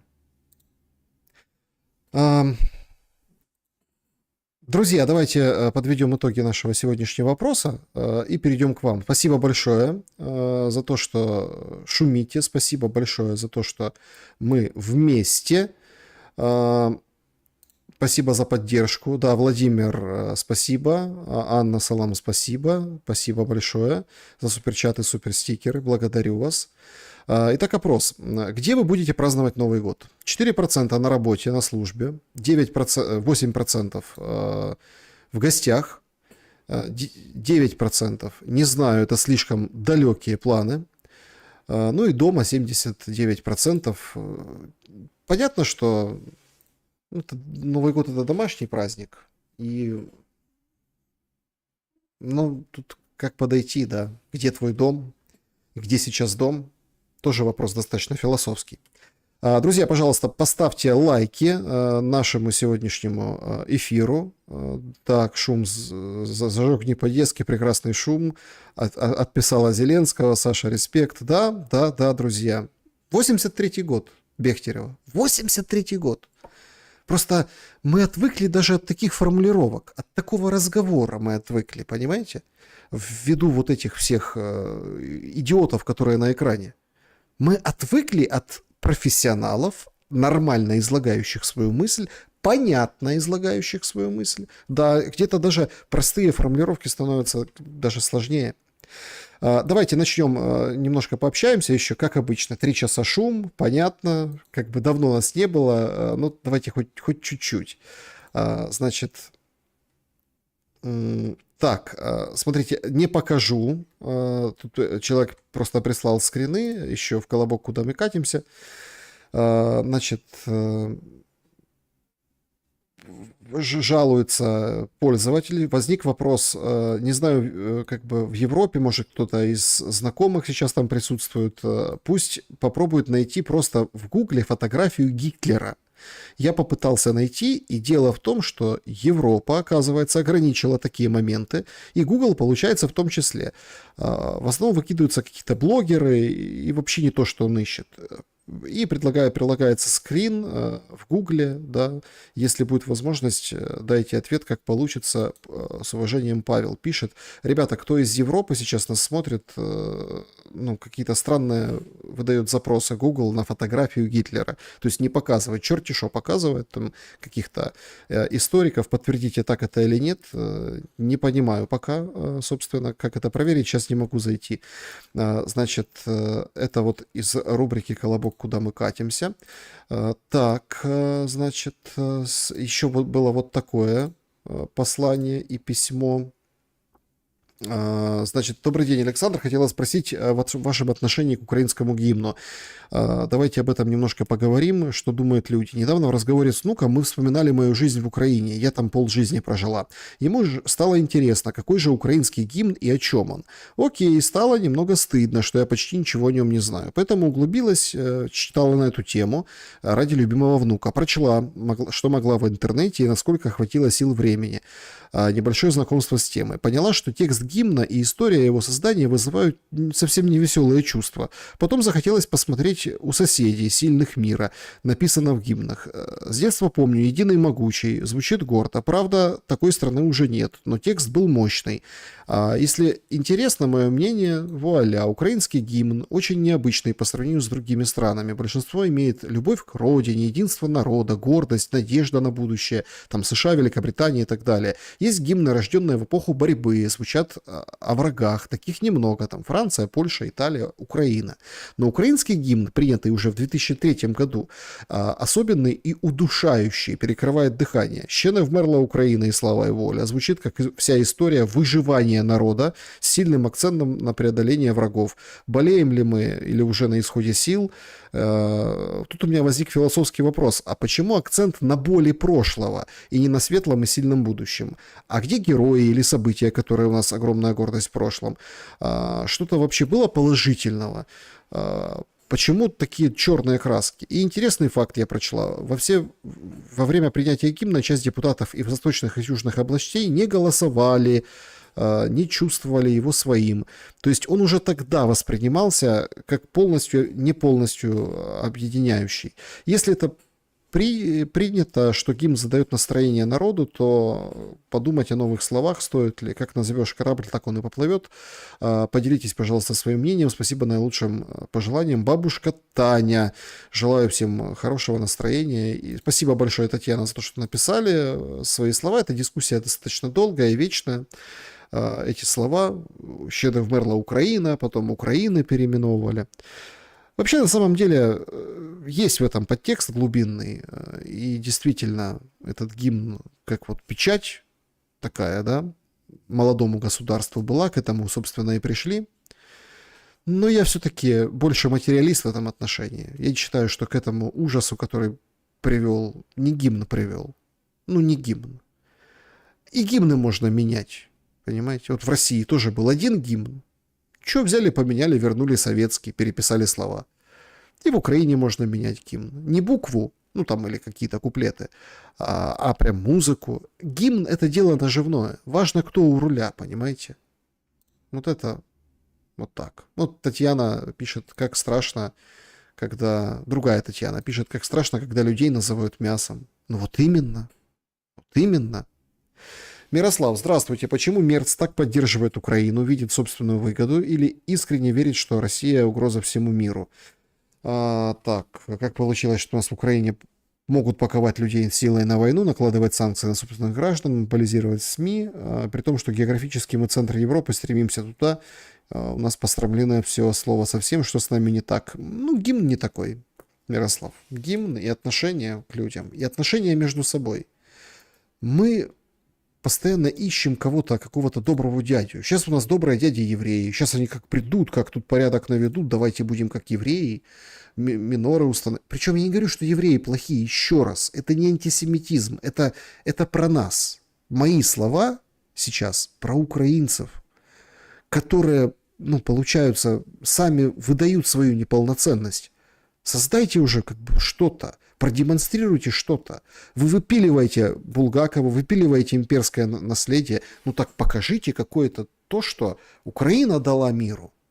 Не Российская империя, не там, когда Украина была частью какого-то другого государства. А дайте и постройте этот содержательный проект. Но некому строить. Потому что, когда ты начинаешь, ты понимаешь, что так это же не совсем ваше.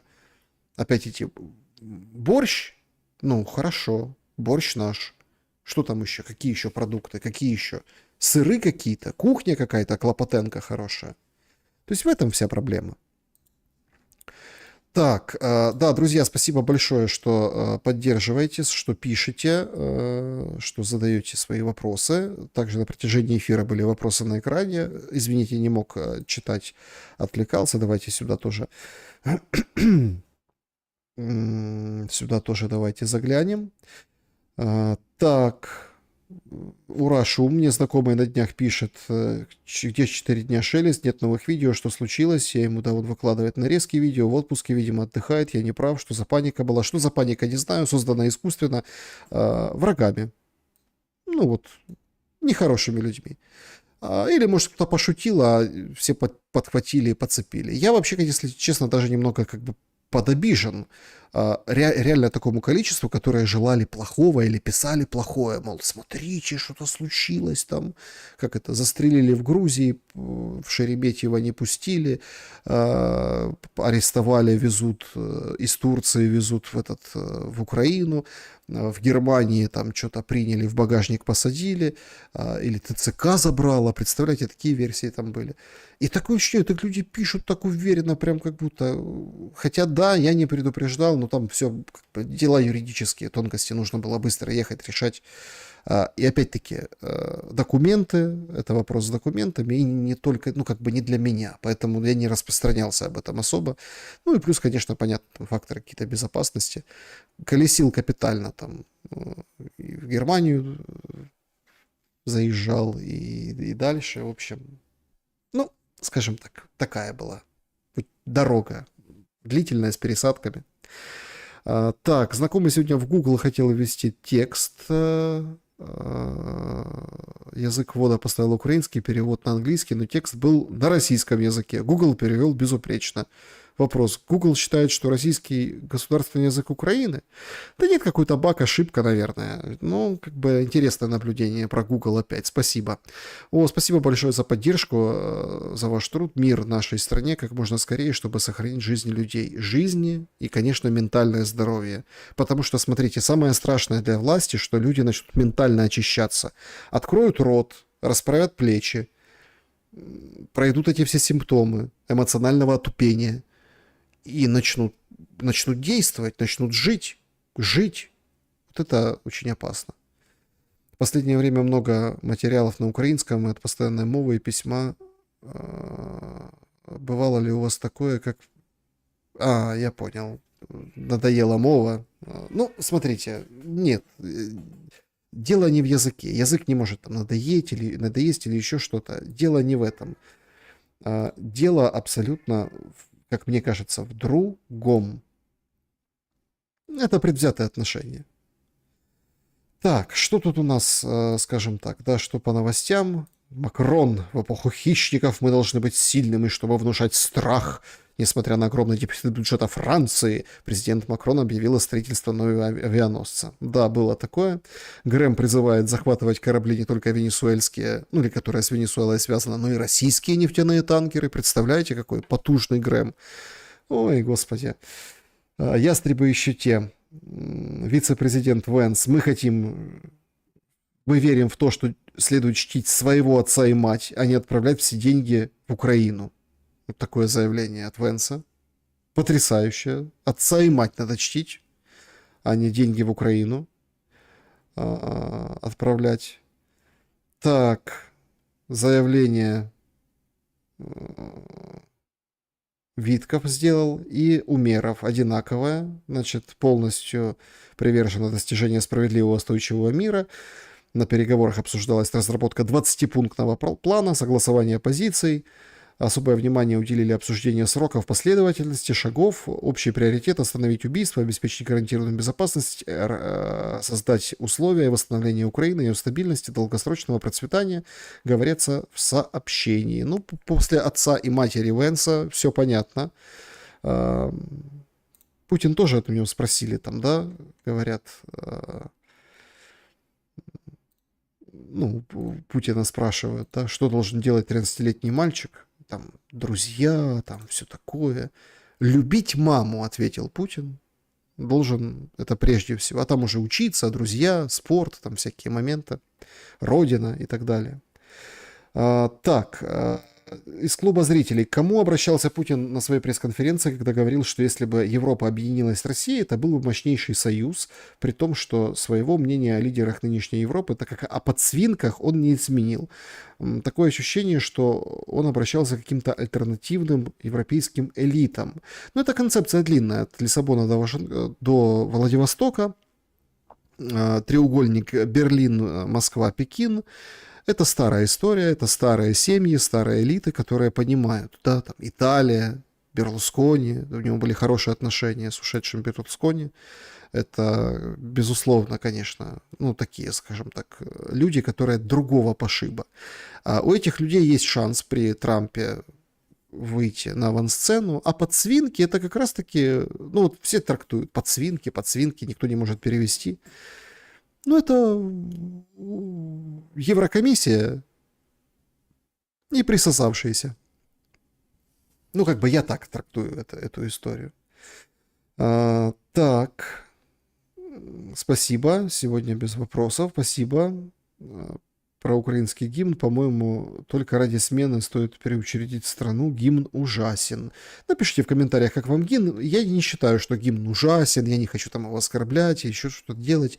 Правильно, неправильно. Некоторые говорят о том, что вот это вот наоборот надо этот самый менять местами флаг. Дело не в этом. Так, тут в чате видят какой-то вопрос, даже вот дублируют сюда про Жмелевского. Я не знаю, кто такой Жмелевский. Кто это такой? Без понятия. Стрим со Жмелевским. Кто это такой? Напишите, скиньте или на предложку, или куда-то. Ну, я не понимаю. Ну, то есть, без понятия. И почему у меня должен быть с ним стрим? Без разницы. Саша, что нас ждет в Приднестровье? Переживаем очень. Я думаю, что не стоит переживать. Мне кажется, не стоит переживать Приднестровью. Мы на пути доламывания Зеленского.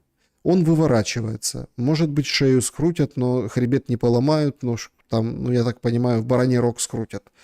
Я думаю, что... Нет, конечно, есть вероятность того, что пойдет во все тяжкие, и там как бы пощечину. Ну, а что будет? Ну, хорошо. Приднестровье. Зайдут, захватят, оккупируют Молдову, там туда-сюда. Вот это все. Опять-таки, сильное будет сопротивление, не сильное. То есть... в пику, да, что будет Россия делать, бомбить, не бомбить. Но это просто ускорит ситуацию с продвижением вот по югу Украины и просто сорвет все переговоры. Да, это нужно Зеленскому. Но я думаю, это все просчитали и в Америке тоже. Поэтому пока нет, пока мы наблюдаем, как выбивают. Причем, смотрите, если мы зайдем в какой-либо формат паузы, все говорят, может быть перемирие, ну типа война продолжится, все сохранится. Все переродится изнутри. Только пауза будет не день, не неделю, не две, а вот такая приличная. Ну, мы не Газа. Мы все равно, тут есть силы, тут есть люди, тут не надо унижать украинский народ. Его, конечно, там, ну, минорами обставили, ему там, конечно, как бы в стойло завели, но все равно украинский народ, украинцы хорошие люди.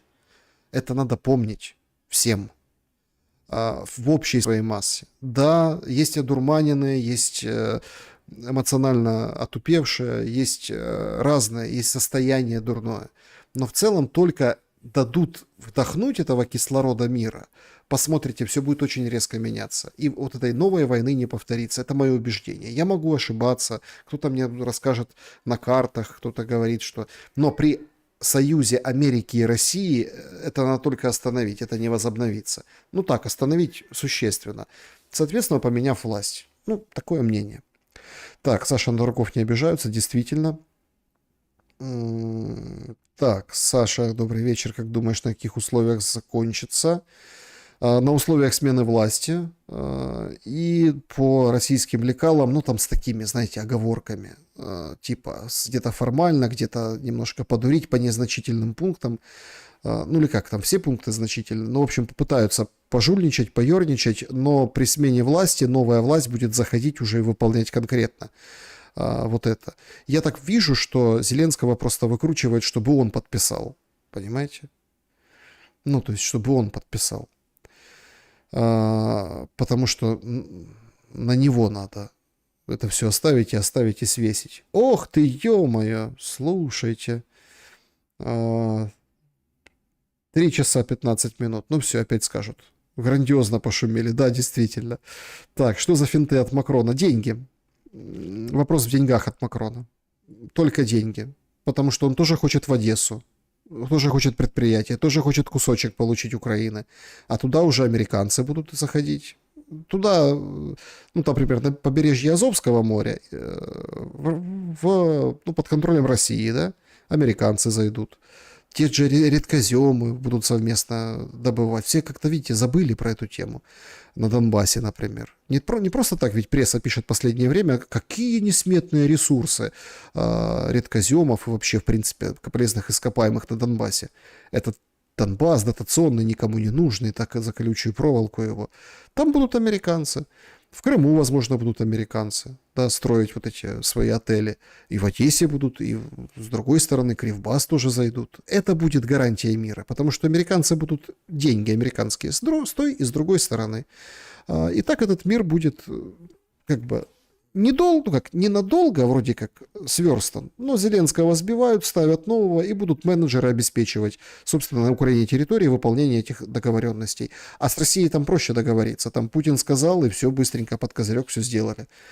Так, Саша, молодец, приезжай в гости на Белгородчину. Да, спасибо, никогда не был. Шелест, 8 лет была пауза, и что-то переродилось. 8 лет была не пауза, 8 лет были бои, потери, да, это не пауза, 8 лет была. Ну, плюс еще многие сейчас разгоняют, при Порошенко не было бы войны. Я тоже так, кстати, считаю, что вот такой бы войны не было. Ну, там, может быть, Путин бы жахнул бы ракетами, ну, зашел бы куда-нибудь войсками, но на Стамбуле, ну, как бы, понимаете... Порошенко не агент Ми-6. Понимаете, в чем дело? Сейчас перевербовали, наверное, ФБР Умерова, но Порошенко бы, ну, там, пережил бы этот удар, утерся бы, например, ракетный первый, все бы там походили, похорохорились, российские войска зашли бы и вышли бы, ну, и, в общем, приняли бы какие-то условия, и все. И вот так вот это все происходило бы. Да, конечно, поразгоняли патриотизма, деланого было бы очень много, запреты, вот это все. Но Зеленский просто дальше пошел. У Порошенко была витрина вот этой армии мовы Виры своей, понимаете? Это все витрина, это все бизнес, как это, макет, как у девелоперов, да, вот эти стройки, а там макет картонный. Это было, а Зеленский же пошел дальше фундамент копать, понимаете, вырывать и сносить все. Так, хорошие больные на шум шумейский, да. Танкерная война получит развитие. Получила уже Одесса без света, под ударами ужасными. Масла он сколько вылилось. Конечно, уже получила. Так, лайков мало, 24 тысячи смотрят. Да, давайте, друзья. Значит, где был, куда ездил. Поездки были, связанные там, с оформлениями разных документов. Туда, назад, оттуда, там, 3 страны посетил. Ну, как с пересадками не посетила, там, поэтому вот так пришлось там несколько дней выпасть. Так, друзья, всем большое спасибо. Очень рад И очень благодарен, если можно, сейчас обращусь к тем, кто будет в записи смотреть. Спасибо большое, что нажали на это видео. Обычно люди, когда видят тайм-код там, 3 часа плюс, ну это вообще никто не смотрит. Спасибо большое за то, что посмотрели в записи. Ну и ко всем тем, кто вот этим вечером пробыл от начала и до конца, тем, кто там фрагментами, но все равно был вместе. Шум отличный, и здорово, что этот выходной день мы вот провели вместе. Это самый темный день. Я уверен, что следующий, ну это как физика, тут уверен, не уверен, следующий будет света больше. Да, не только от Хануки или еще там каких-то генераторов или еще чего-то, просто света будет больше. Как и следующий год будет лучше, чем предыдущий. Ну хватит уже. А то обычно у нас наоборот, каждый новый хуже, чем предыдущий. Давайте менять этот тренд, ломать его и переходить к более хорошим. Столько плохого уже было позади и, наверное, еще случится. Но пускай будет хорошее переваливать. Всем добра и света.